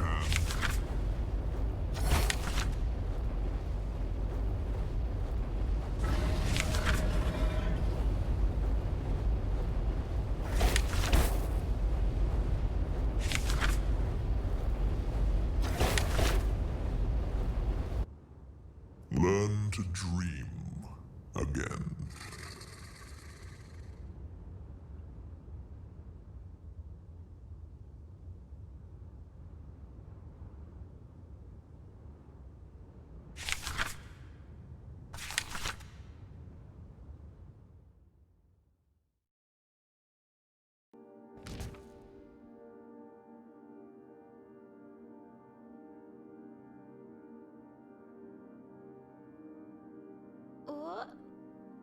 What happened?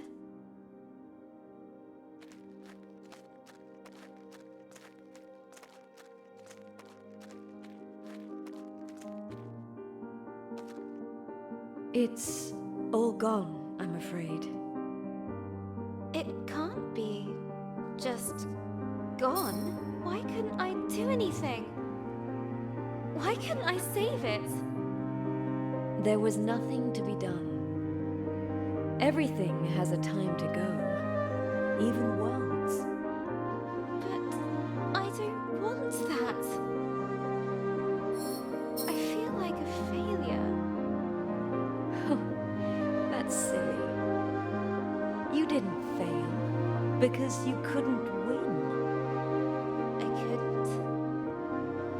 The dragon is part of the world's cycle. It cannot be broken. Then what was the point of all of this? I failed before I even started. You recovered the fireflies. Ancient energies born of the same cycle. Between you, them, and your book, you'll work it out. Wait! What do you mean?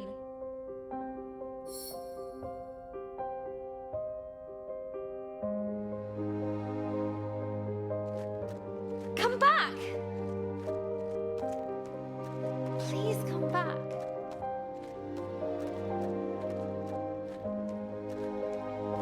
There was only one place left to look.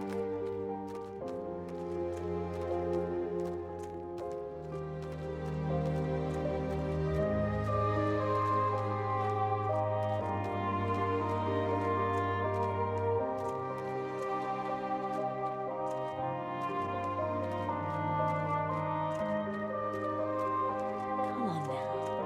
Think. You're right.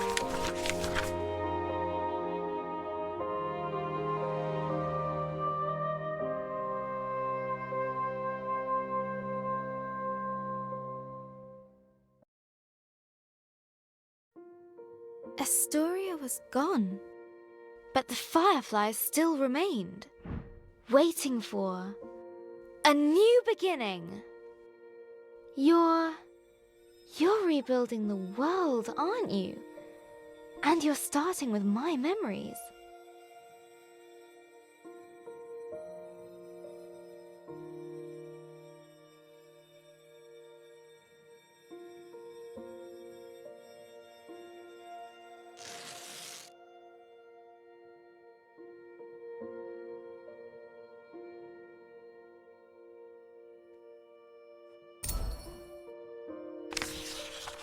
A fruitful work.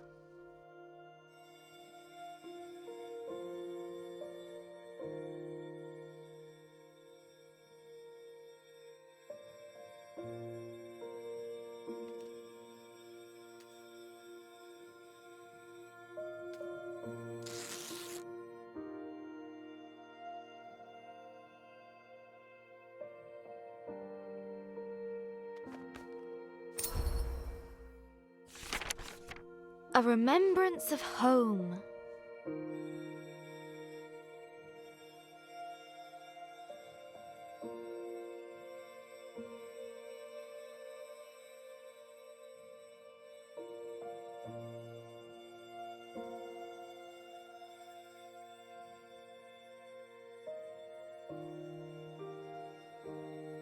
I've run out of fireflies. We're stuck. There's still something missing.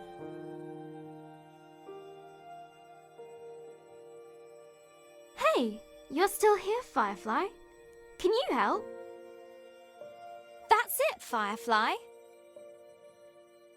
Now you're ready for a new story. And I have to say goodbye too. Thank you, Firefly.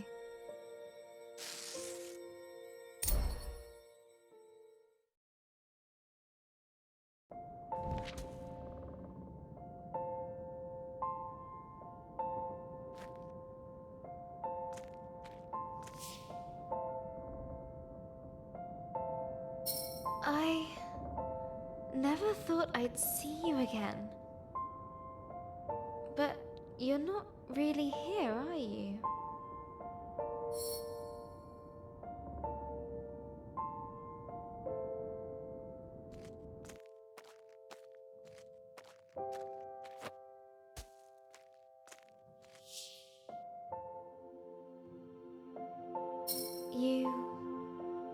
You didn't make it.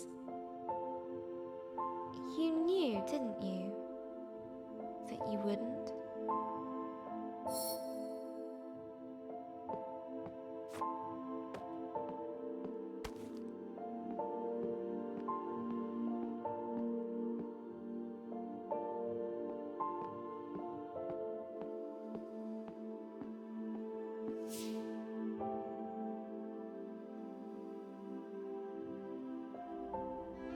That's why the Firefly came to me. They knew too. So, these are my memories of you.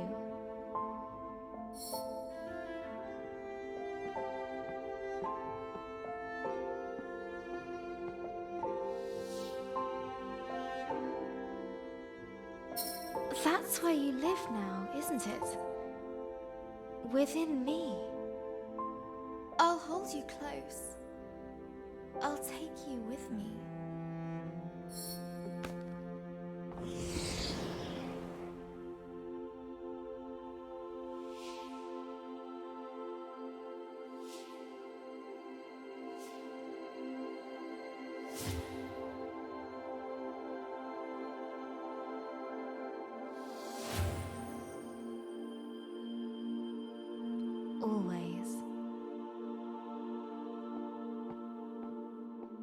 Let's see what adventures lie ahead.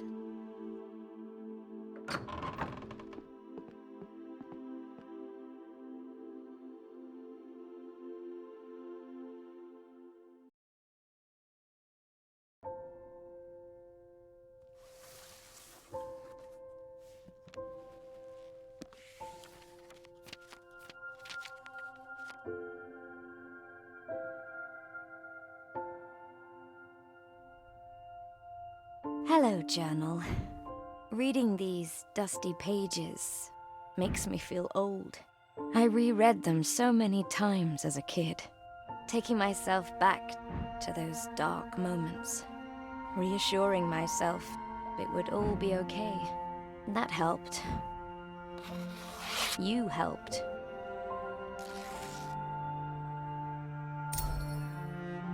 I still miss Gran every day. Sometimes I hear her laugh in the back of my mind. Abby reminds me of her. Insatiably curious and fiercely independent. I hope she never loses that. Mum's coming to live with us for a bit. I hope her and Abby are going to make some memories of their own. They're already both obsessed with cat videos and Instasnap.